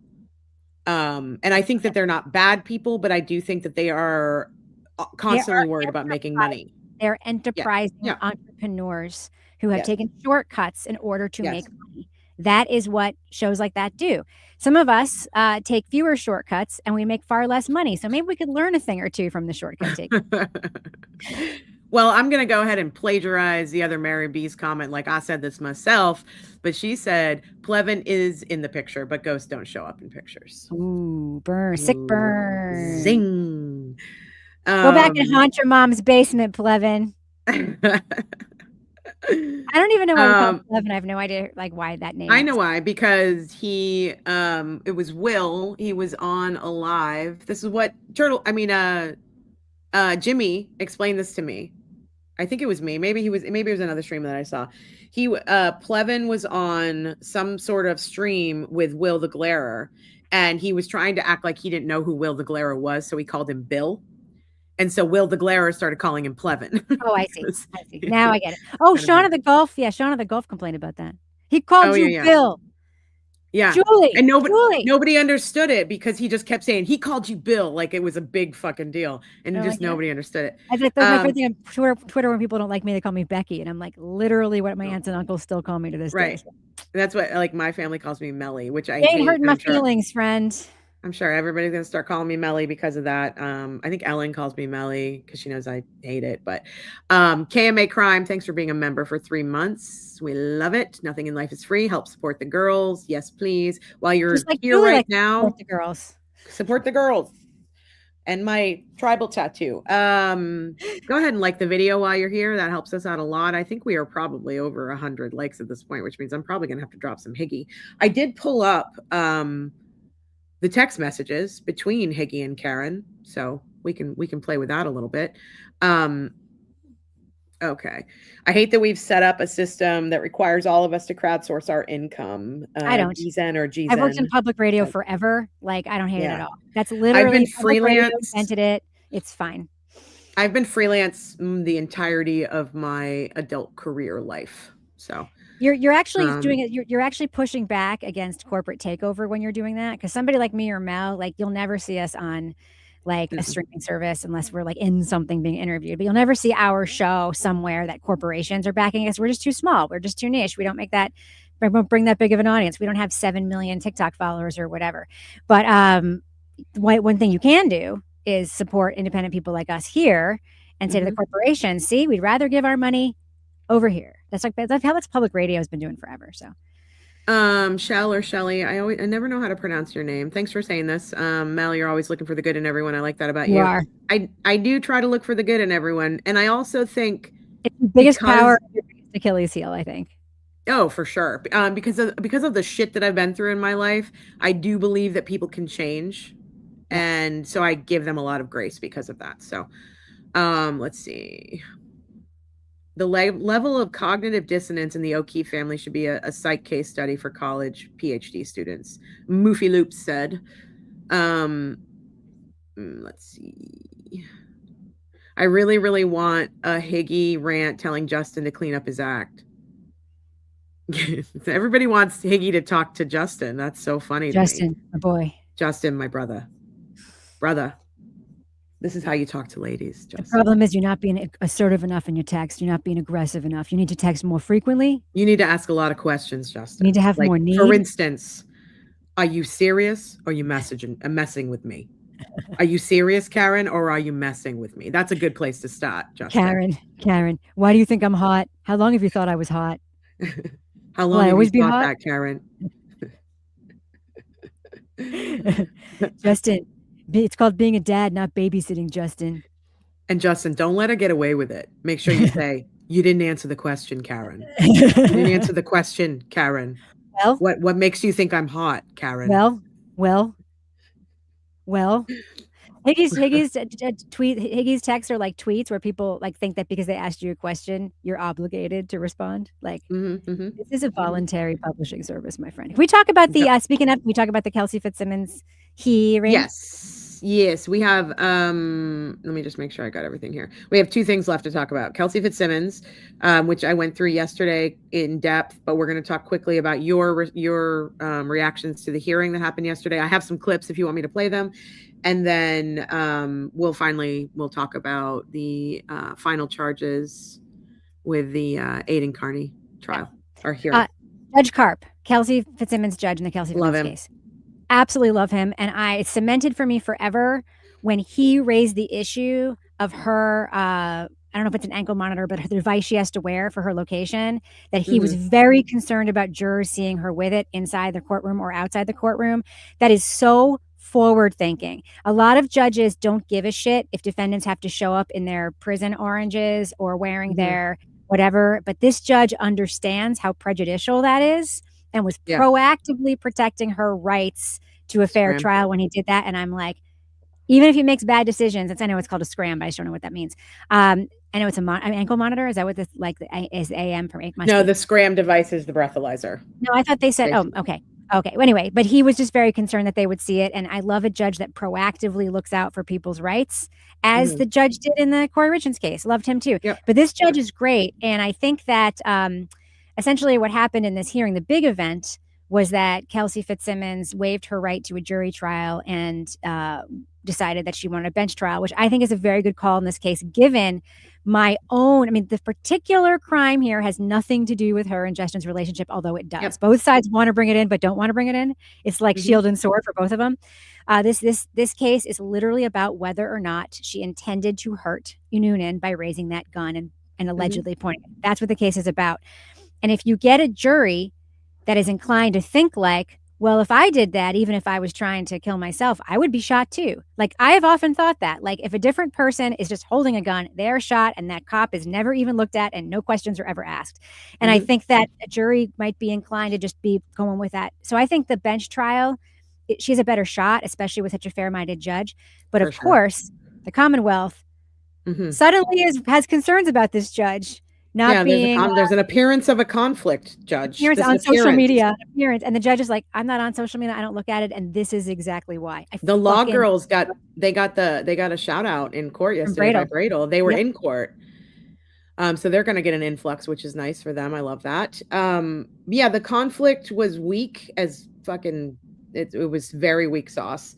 It assumes that lawyers have never worked together in a place as small as Massachusetts. Literally, basically the conflict allegedly is that they've been seen in a picture together. Yes, because they were both in the same class of incoming prosecutors, but they didn't work together in the same courtrooms.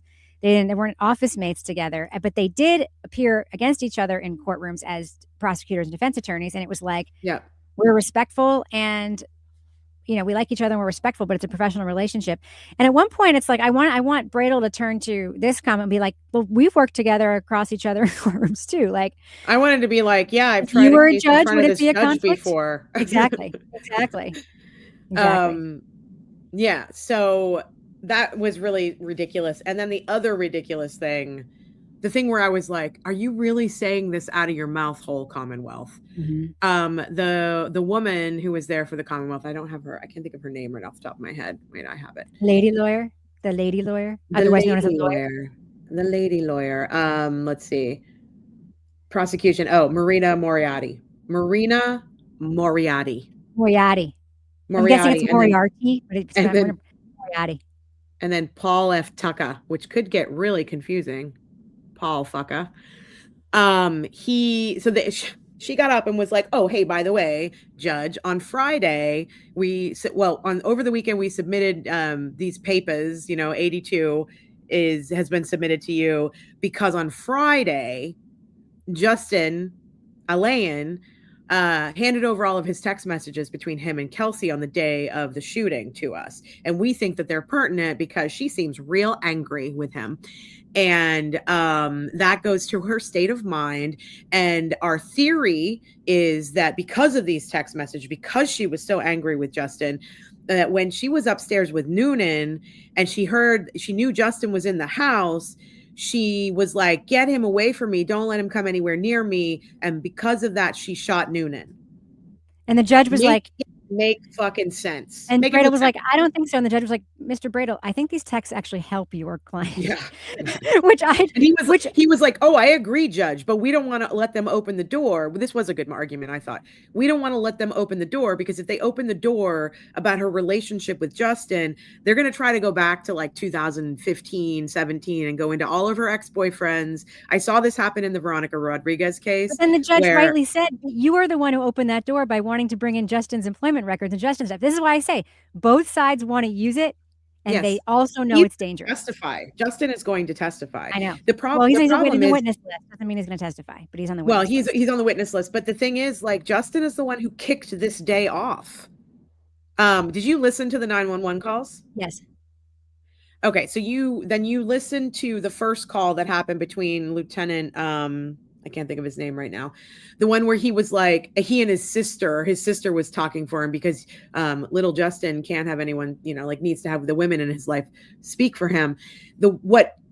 My opinion about what was happening on that day, and if you guys want a really in-depth analysis, I recorded the recap episode yesterday about all this, and we play these first two 911 calls, and we talk about it, and we talk through it. My opinion about that first call with the Whitaker, you're right, Whitaker, Lieutenant Whitaker, he's asking Whitaker, and his sister is asking Whitaker, hey, if we file this restraining order today, if we go and get this restraining order, who is going to receive it at the police department? Is Kelsey going to know that we've filed it? We really don't want, we need to keep this away from her because we're afraid she's going to flip the fuck out and do something crazy. They keep saying she's going to do something crazy. She's threatening to take the baby out of state to New Hampshire. She's threatening to see her parents. Yeah, to her parents' house in New Hampshire on the farm where everyone loves the baby and Kelsey. Which is what I would do. That's the first thing I would do if I had this like breakup happen, like this very tragic breakup happen.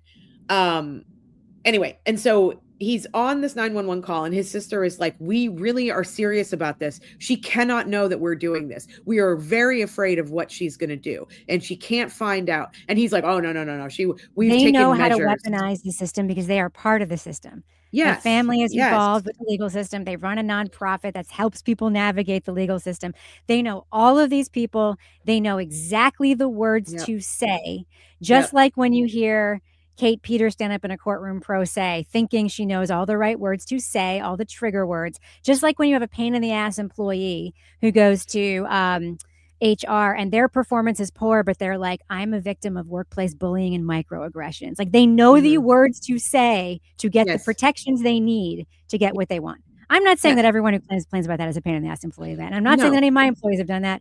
I'm just saying I know it is a thing that is done sometimes. Yeah. So I think that they absolutely know what they're doing. And Justin is the one who kicked this all off because of the way that he did this. If you look at the text messages, like we went over them yesterday, a lot of people were like, she's the one who said, meet me at the park. And they're absolutely right. But it was because he had said to her, I want to take a walk with you and the baby. Let's go for a walk. And so she said, then meet me at the park. He kept saying, no, I don't have gas. I need to get gas money from my mommy to come meet you at the park. And I'm like, but how did you get to work? How did you go hang out with your friends? You know, blah, blah, blah. So she's pushing, meet me at the park, meet me at the park. Stalling, what? Yeah. He's stalling. Yeah, he's stalling. Yeah. Meet me at the park, meet me at the park, meet me at the park. He's saying, no.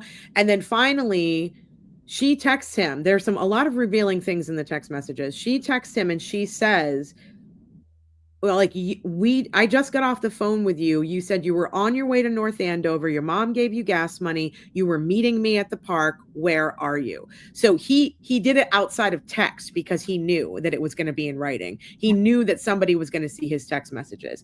She was smart enough to recap their conversation in text messages. She was also smart enough that at the beginning of the text message conversation, when Justin was like, you punched me or you hit me or whatever, she said, no, I didn't. Like she denied it. He's trying to document an alleged incident that he wants to look a certain way. Granted, we don't know we don't know what happened in that situation. And I just want to tell the audience very clearly, I am never going to be the kind of person who assumes that because a partner, especially a woman, hit a man, that she is the aggressor in the relationship, because of the dynamics of difficult and abusive relationships are often such that a person is made crazy by their abusive partner, and that violence becomes part of the rhythm of the relationship. Yeah. But if they weren't with that abusive partner, they would not be hitting anyone. So it's like there's a whole dynamic there that I don't want to get too much into, but like if she did hit him, there's an excellent chance there's a pattern in their relationship that's not fucking great, that probably was not caused by her. But that's just there is a pattern, because one of the videos she has is of him being drunk off his ass, screaming in her face. Also him like she has, she testified or wrote in her affidavit that he got so drunk that he fell in the shower and fell down the stairs. The issue here is that I think he, more than the pot use, I think he's actually an alcoholic based on what she described, his hands shaking.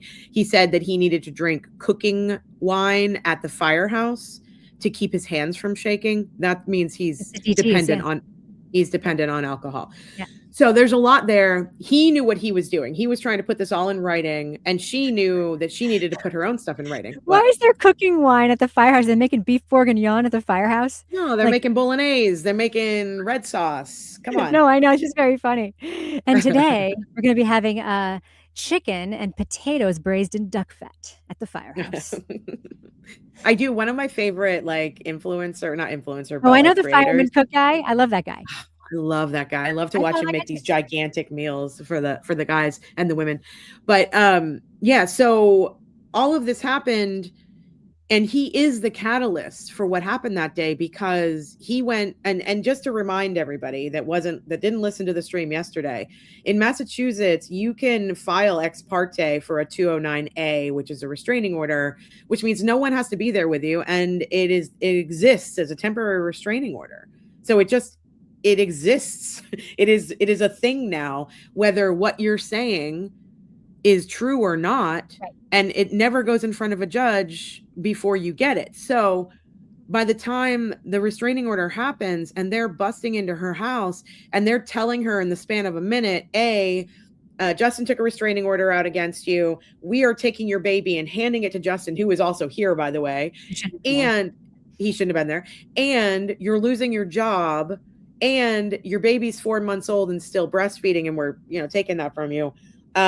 She rightfully went into a tailspin. I mean, she had already been doing it that day because Justin had been ghosting her and fucking around with her. And then she went and sat in the park for 2 hours. Provoking her. Sat in the park for 2 hours waiting for him. And he set that up basically as a ruse so he and his sister could go get the RO and have them come at her when she got back. So he is the catalyst. He provoked this entire thing. And now the Commonwealth being like, well, she was so angry with Justin that she shot another police officer. I mean, how dumb of an argument. I just don't understand how they can get up and with a straight face, they can say something like that. I think that they might be, I heard something about how they might be trying a suicide by cop prosecution. That even if she was suicidal, was she trying to get him to shoot her by pointing a gun at him? I mean, that was the first thing, honestly, when I heard the story. I thought maybe she was trying to commit suicide by cop. I mean, honestly, what happened in that room itself, yeah. I don't think Noonan told the truth, but we also don't know. And the issue is the circumstances around it and after it, which are far more important and interesting in this case. Yeah. So she's not getting a jury trial, and that's her legal right. And I think it was the right call. Do you think it was the right call? Absolutely. Because in this area, the jury that would be picked would be far too emotional to see clearly the facts. That's my opinion. They're women and they have their periods. Yeah, it's because they have weak arms and because they're menopausal and they're bleeding and they're too emotional to make big decisions. No, I think it's that their neighbors are going to have to choose which cop's story is right. And there are going to be some people on the jury who are going to think because she is this tiny little pretty blonde woman that she's right. And then there are going to be other people who believe that this older cop was protecting himself. And then there are going to be all the people who have been looking into and researching, who are there, even though they're not supposed to, all the stuff that happened between Justin and Kelsey. Whereas the judge has looked at the facts of this case already and knows this case pretty well, I will say. And yeah, I think that it's a smart idea. I did hear a rumor that this is the judge's first bench trial, though. He was nervous. Did you see that part? Yeah. When he was questioning her when Kelsey took the stand, and he was like, maybe I'm the one who's nervous. He was like bumbling over. He's very sweet. I think he's a really nice guy. He's got a great affect. I just want to say this, it shouldn't be done without a judge. I both agree and disagree with this. In a perfect world, yes. In an imperfect world where some people are being so abused and will be killed if their partner knows they are making moves against them, which is the chances in an abusive relationship of a person dying skyrocket when they decide to leave. That's why this is in place. It's in place so that, I'm just going to say, typically a woman who really believes she will be murdered if her husband finds out she's leaving has to be able to use this tool in order for there to be an investigation where she can go through all the proper channels. In this case, it looks like they know that process and they used all the right language in order to trigger that process and to get what they wanted, which was essentially to get the baby and to lock her out of their lives. I mean, Justin is clearly like, I don't know the family. All I know is what I've read in the court filings and what I've seen on social media and in terms of documents and these texts and stuff. There's a real like boy mom situation that seems like it's going on here. Like, Lisa is definitely like an Adelson, like a Donna Adelson kind of person. My boy can do nothing wrong. That woman is a witch. He deserves everything and I will help him get it. It reminds me of the mom and the sister who surrounded Jesse Butler, the kid who raped the high school students, and who that picture of the mom and sister sitting around him with his big Oakleys on. That's what they remind me of in this situation. And also, let's not forget about Micah Miller and JP Miller. Micah tried everything she could do to get JP Miller out of her life, but in the state that she lived in, what was it? South Carolina? Was it South Carolina? I don't know. I think it was South Carolina, whatever state she lived in, basically she couldn't get, I won't say this because I don't want to get told that I'm wrong. There was something about the fact you don't care about being wrong. You just don't want to get told that you're wrong. No, I'm positive. I know what I want to say, but I don't want to get it wrong. I know. It's something about the divorce laws. Like, you actually can't get divorced if you, whatever it might be.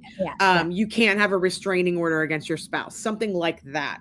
Yeah. So yeah, I think that this is very similar to that. Like, we have to be careful. Like, restraining orders, you should be able to get them as quickly as you need to get them, especially if you're in a dangerous system. But people who understand the process are going to abuse that system. That's always going to happen. So we have to sort of weigh out which is more important, the 3 or 4 people who are going to abuse the system, or the 100 people who need this order really fast. You know what occurs to me is the thing that Kelsey Fitzsimmons and Karen Reed have most in common. What's that? Is they have the movable support of their parents and family. Like, her parents, her dad, her parents being so, her mom is also, we heard driving her to all these things, like she's living with her mom, like her parents being so in her corner and providing her with the familial safety net she needs. Yeah. If she didn't have that, if she were alone, she would be I think that the Alayans thought she was a way better target for this kind of pummeling than she actually is. We also learned in her testimony, by the way, that she plans to go back to law school and finish a law degree. And the one thing that I hate it when lawyers tell people who are aspiring lawyers not to do it. I hate that. I hate when they say, I'm sorry, don't do it. You would hate it. I regret it. Don't fucking say that. When someone says that they want to do that, let them go into it with the mind that they have. And just because you're cynical and you hated having to work as a billable associate all those years, like, don't shit on an aspiring lawyer. Parade, especially when they're in someone like Kelsey Fitzsimmons' position, who could really apply her life experience. And by the way, she's not necessarily she wants to be a defense attorney or whatever. You don't know what kind of lawyer she wants to be. Let her do what she wants to do. Let them be idealistic about that. Let them have passion about that. That's how I feel about it too. I on a weekly basis think about going to law school. And when I talk to my lawyer, like my criminal lawyer friends, they're like, Mel, please don't. You're gonna hate your life and blah blah. And I'm like, I feel like I could make a difference if I was a defense attorney. I really do, But I'm sure there's a slog. I'm sure it's awful most of the time. And the other side of it, like when I talk to Matt about it, knowing that you are talking to somebody who is in prison, and usually you're coming along when it's like an appeal, and knowing how appeals work, you're talking to somebody who may never get out of prison, and you have to fight as hard as you can for them, knowing that might actually be the outcome, because it's an appellate decision. And that's really hard. I'm sure it like crushes your soul most days. And so I understand that part of it, but yeah, I've often thought about doing it because I feel like I could help some people. Yeah. Like, I think I could have put on a better defense of Corey Richards than her lawyers did. But anyway, me too. And my friends do the same. Oh, sweetie, no. Karma Dharma said, you need time to process out loud what you want to say. Yeah. Thank you. Thank you for saying that. That's exactly what I was doing. You feel seen. You're being seen. I feel seen. Thank you. Knock it off, Rebecca. You're hot. Period. You're hot. What? Are you glad you walked me out, Karen? Well, you glad you walked me out, Karen? Okay. One small item that we need to. So, small item, 0% surprising, not that important. In Ainan Carney's final charges is the case of the McAlberts witness intimidation against him. Several incidents sort of rolled into one case. The judge in that case had been asked by Carney's side to recuse Special Prosecutor Cosgrove, because he's also the subject of litigation around Lindsay Gattani, and she was likely to be a witness in this case, et cetera, et cetera. That was denied. Cosgrove will remain the special prosecutor in this case. He was hoping that Cosgrove would be recused, because then trying to find another special prosecutor for the case would be very difficult, and the case would be less likely to proceed forward. I was not expecting the judge to rule any differently than this. I don't think that realistically Aidan Carney and his team were either. So this was not a particularly surprising ruling, but that case will move forward, and it's unclear whether or not Lindsay Gattani will be a witness. But if she is, apparently Cosgrove has to bring in yet another special prosecutor to question her, which could muddy later, for instance, closing arguments or something where he plans to refer to her testimony that he did not himself elicit. So there's some questions there about how this could go forward, but it's still going forward, and Cosgrove is still on the case, which means we get many more months and years of listening to his really scratchy, hard to hear voice, which I don't care about saying because people say that about women's voices all the fucking time. So all the fucking time. Yeah. And I do hope that do you think that Aidan will have the opportunity for a bench trial in this case? Yeah, sure.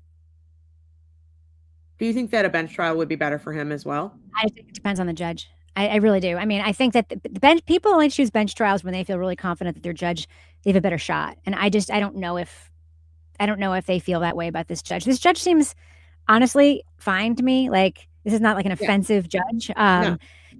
But I don't know. I think that Aidan is a populist, and as we just saw in the AFROMAN case, juries like sometimes really like populists.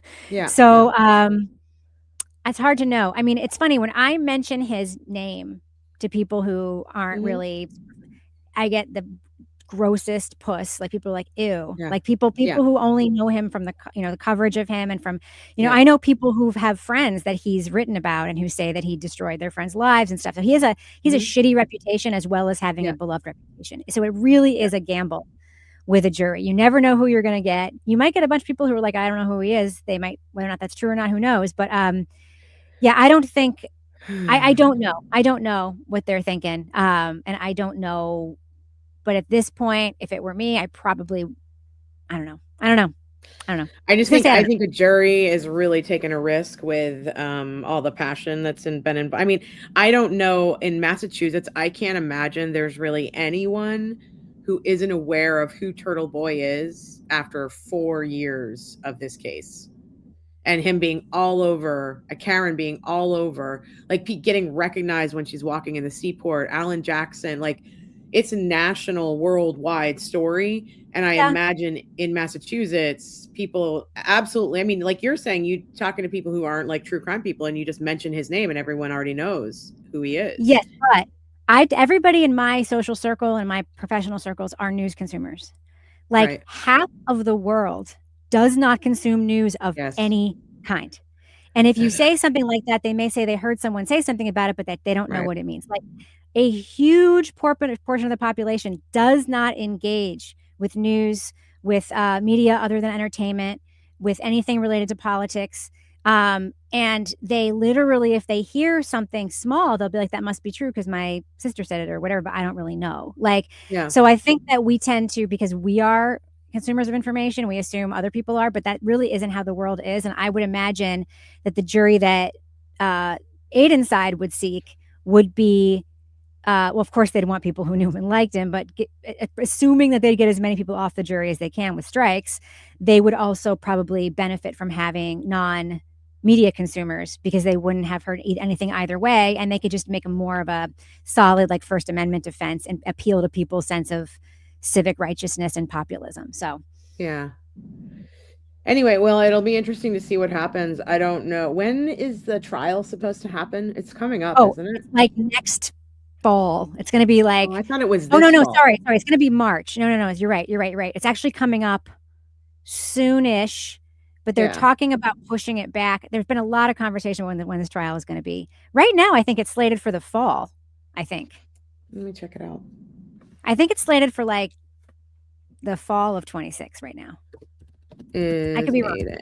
Carney. If anyone who knows him knows this is in the chat, feel free just to like. Tentative trial date for December 1. Yeah, that's right. I remember it getting pushed back to December. Yeah. So that means it's probably not going to happen until like next February.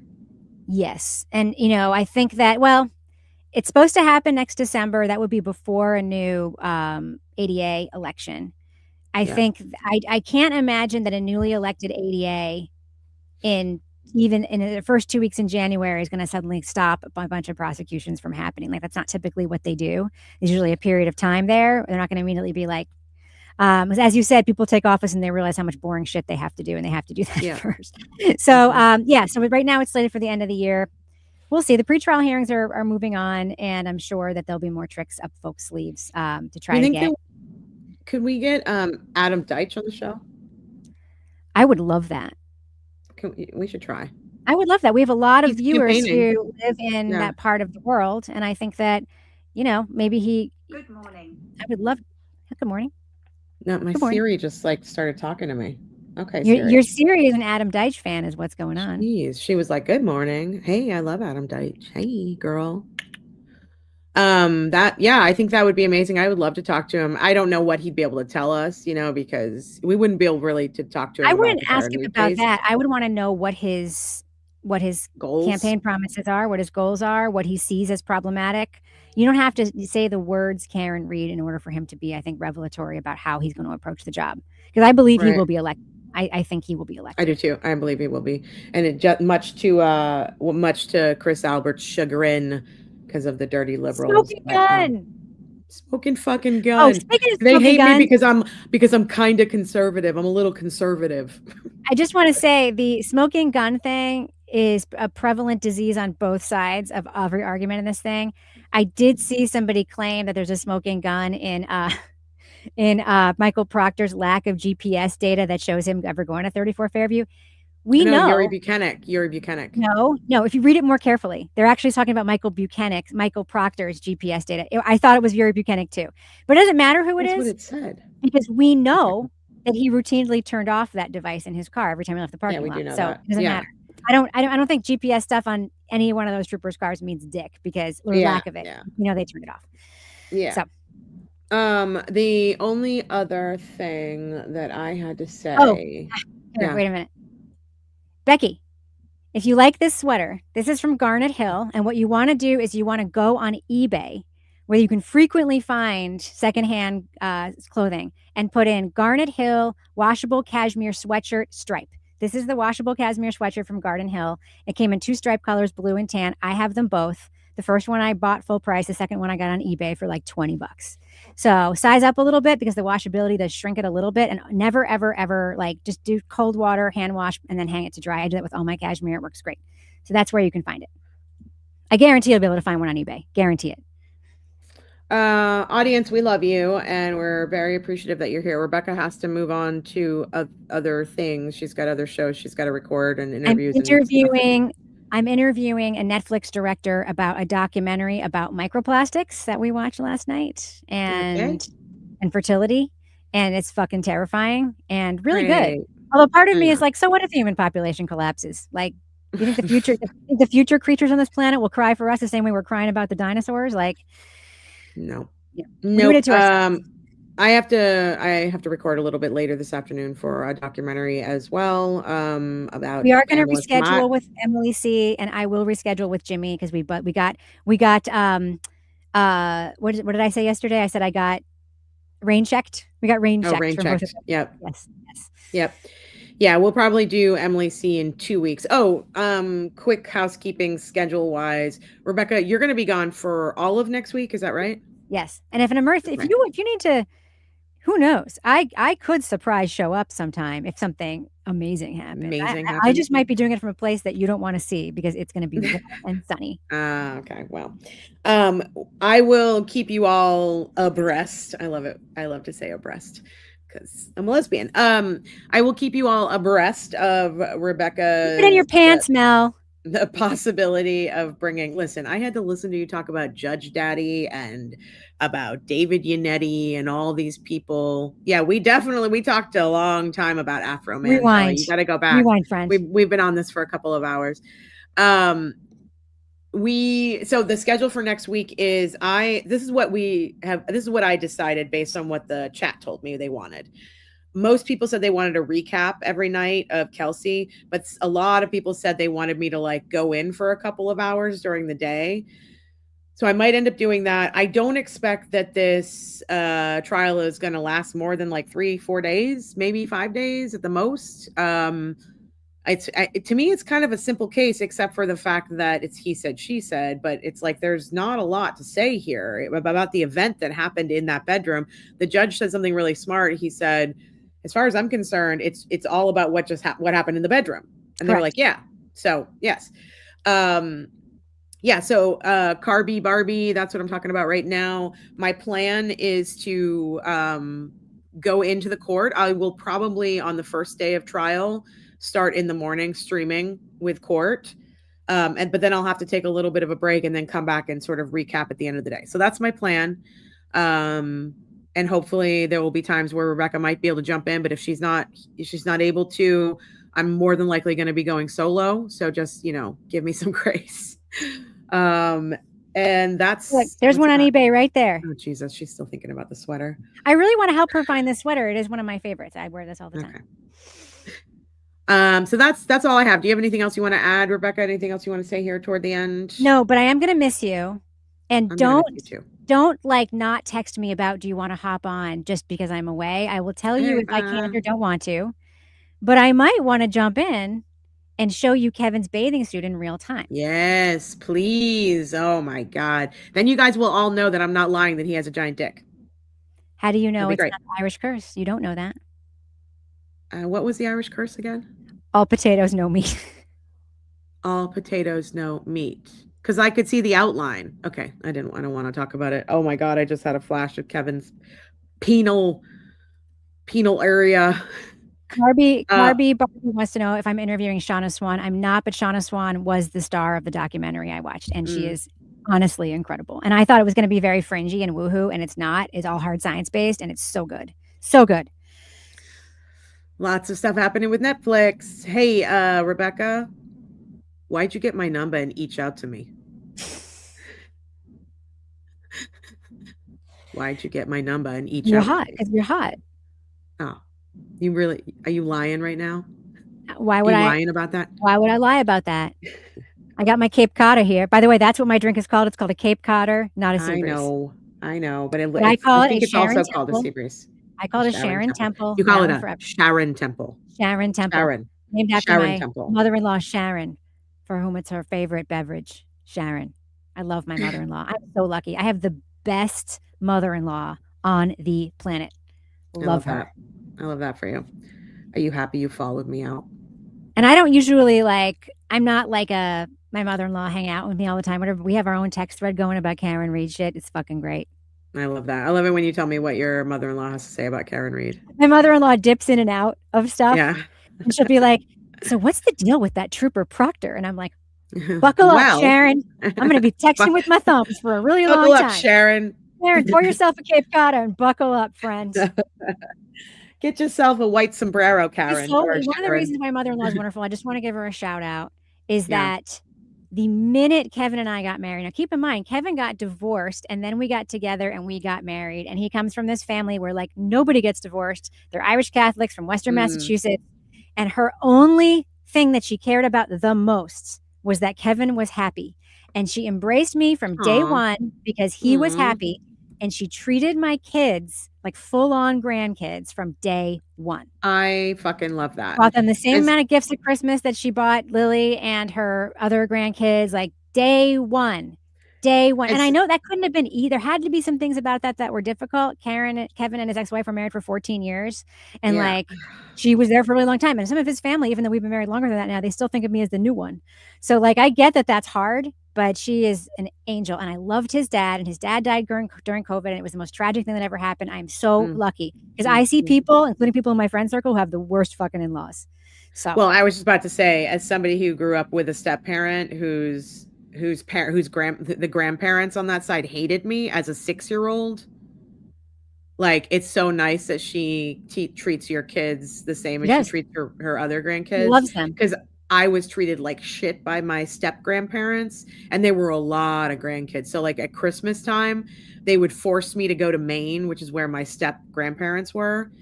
And I would sit in this room with like 10, 15 kids who were getting like boatloads of presents. And I would get one present and I would open it and it would be like a wooden bird feeder. Or like a Hess truck. Yeah. Like when I was 6 years old, I remember I got a bird. It was like this big and it was just like this weird wooden bird feeder. Made by the inmates at the Concord State Women's Prison. The other thing is that I want to give a shout out to my mom too, because my mom just finished doing like her estate planning stuff. And we're not, my mom's not a millionaire or anything, but she has to do this shit because it's like she's 83 years old. Yeah. And she is like, oh, I set up CDs for all the grandkids. There are 4 of them. And I'm like, she included my stepdaughter in that. That shout out, Mom. Shout out to you. I love that. Okay. I would have advocated for it, but I didn't have to. So anyway, I do have stuff to do. Wonderful seeing you all. And Mel, mostly wonderful seeing you because you are hands down on my list of this many of my favorite people in the world. So I love podcasting with you. I love podcasting with you, and you are in my bestie group as well. And I'm so glad that we are in each other's lives, and I appreciate you. And I hope you have an amazing vacation. And I'm probably not going to try to bother you at all. If you're in Grand Cayman, maybe I'll see you. No, you won't. Grand Cayman. We're going to Grand Cayman with friends who rented a big villa. It's going to be fun. All right, everybody. We love you, and we will see you soon. I'll see you for sure on Monday morning. Send Mel a tip. Right. Bye. Oh, thanks. Yeah, thanks for sending me tips. All right, bye. Bye-bye. Bye, everyone. Bye.